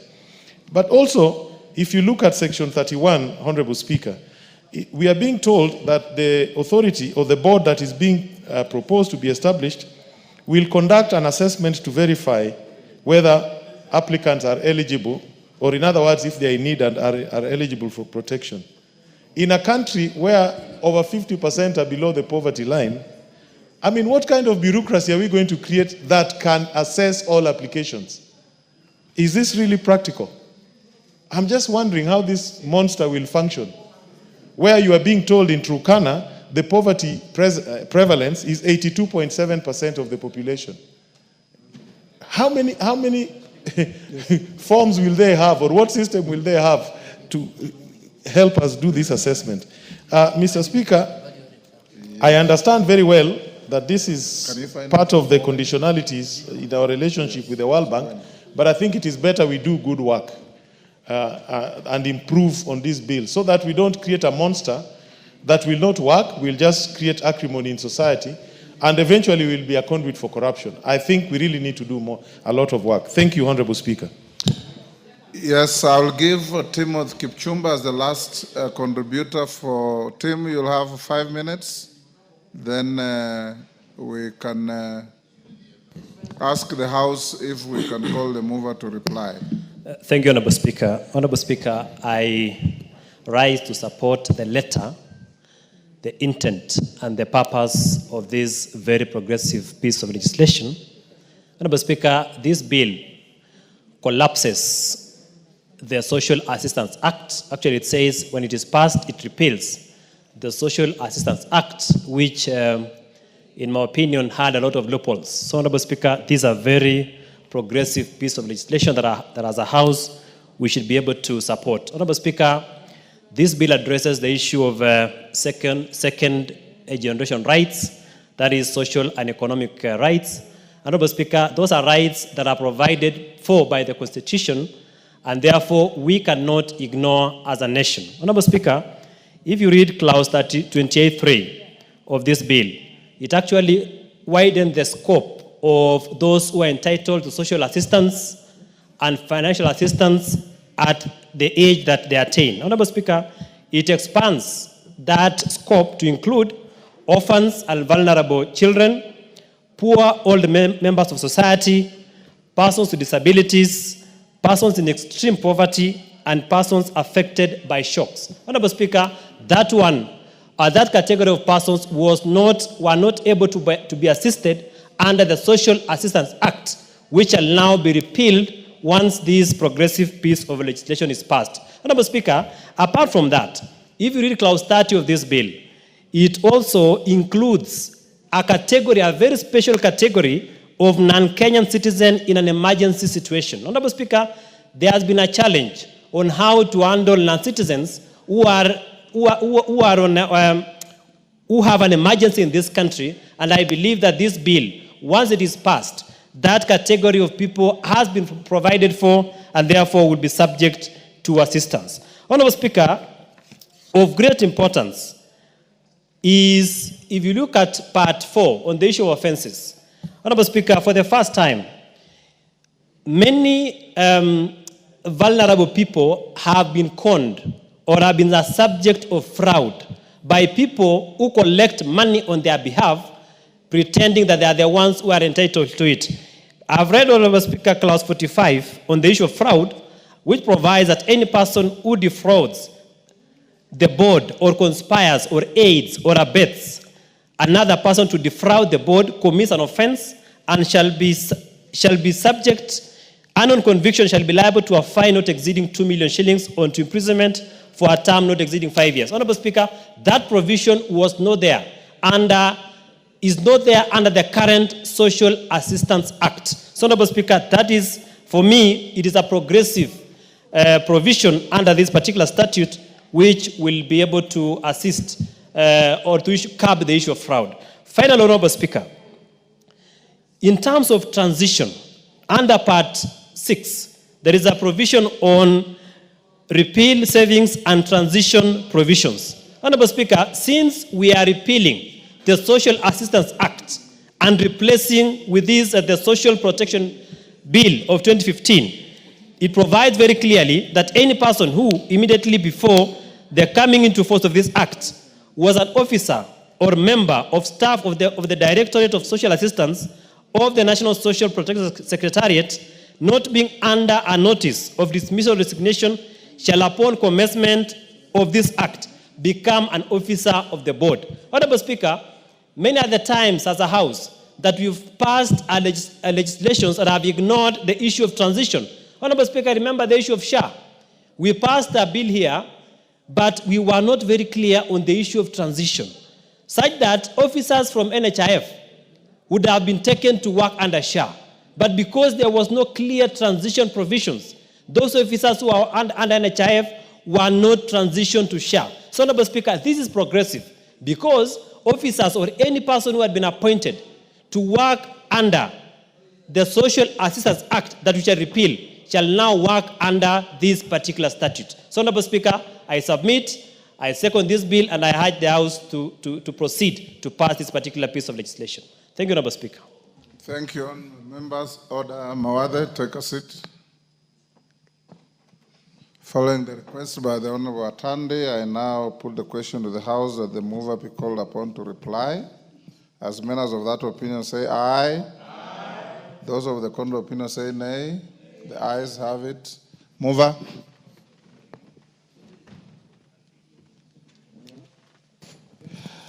Honorable Speaker, I stand to reply to the Social Protection Bill, Honorable Speaker, and I want to thank members for the contribution, robust contributions, and we've had incisive thoughts on this bill, and I think we will have a very good committee of the whole on the same to ensure that we give Kenya a good social protection bill. Honorable Speaker, as billed by the Honorable Toroitich, this is a very progressive bill that unshackles and unhinges a lot of things that are in social protection. So, Honorable Speaker, I reply. Honorable members, we'll put the question to this tomorrow at 2:30. Now call out order number 11. Order number 11, the Value Added Tax Amendment Bill, National Assembly Bill number 11 of 2025, second reading. Majority Leader. Honorable Speaker, I beg that the Value Added Tax Amendment Bill 2025 be read a second time. Honorable Speaker, this is a very short piece of legislation, a small amendment that is required to ensure that we remove some ambiguities in the value-added tax. And as I do that, I want to prepare the Honorable Junaid to second.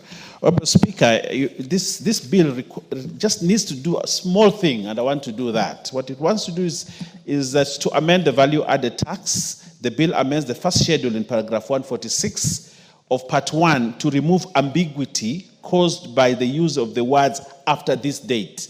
When this bill was passed, there was that element that was put there that after this date.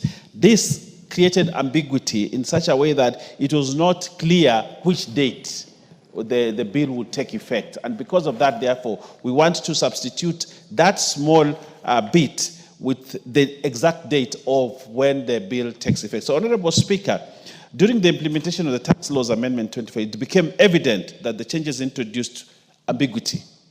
The proviso added to paragraph 146 states, providing that the value of such investment is not less than 2 billion shillings, and the exemption was granted before 1st January and shall continue to apply for 12 months after this date. Honorable Speaker, this House is aware that the Tax Amendment Act took effect on the 27th of December 2024. As currently worded, the amendment appears to apply retrospectively, implying that the Cabinet Secretary should not have granted exemption after January 2024, and that only exemptions granted before this date are valid for 12 months, ending in January 2024. This does not reflect the intended purpose of providing a transition period of the VAT exemption.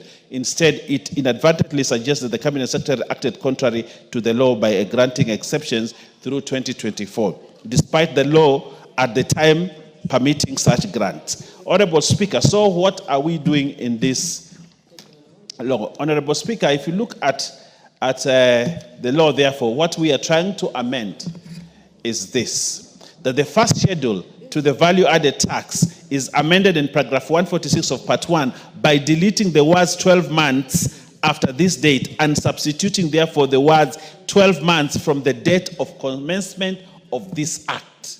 That is what we are doing. Just putting the words, substituting 12 months after this date to 12 months from the date of commencement of this act.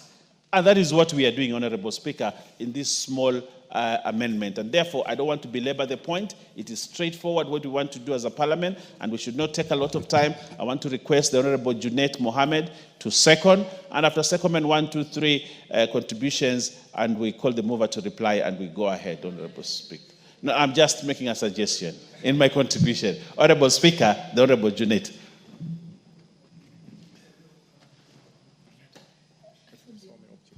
Proceed.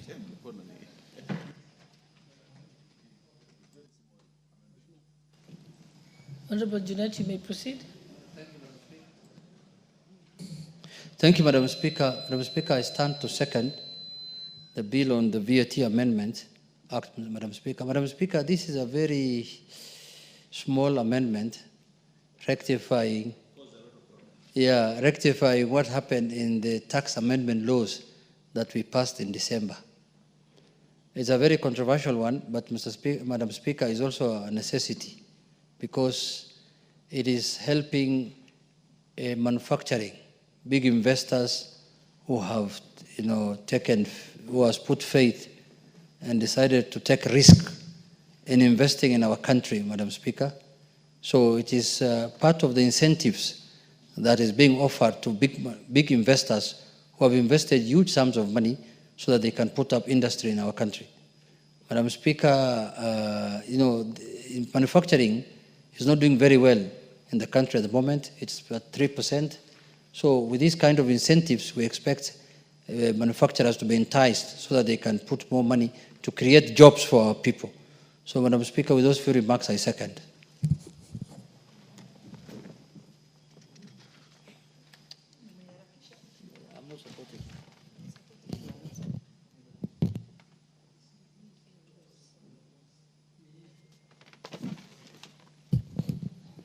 Honorable members, I now propose that the Value-Added Tax Amendment Bill, National Assembly Bill number 11 of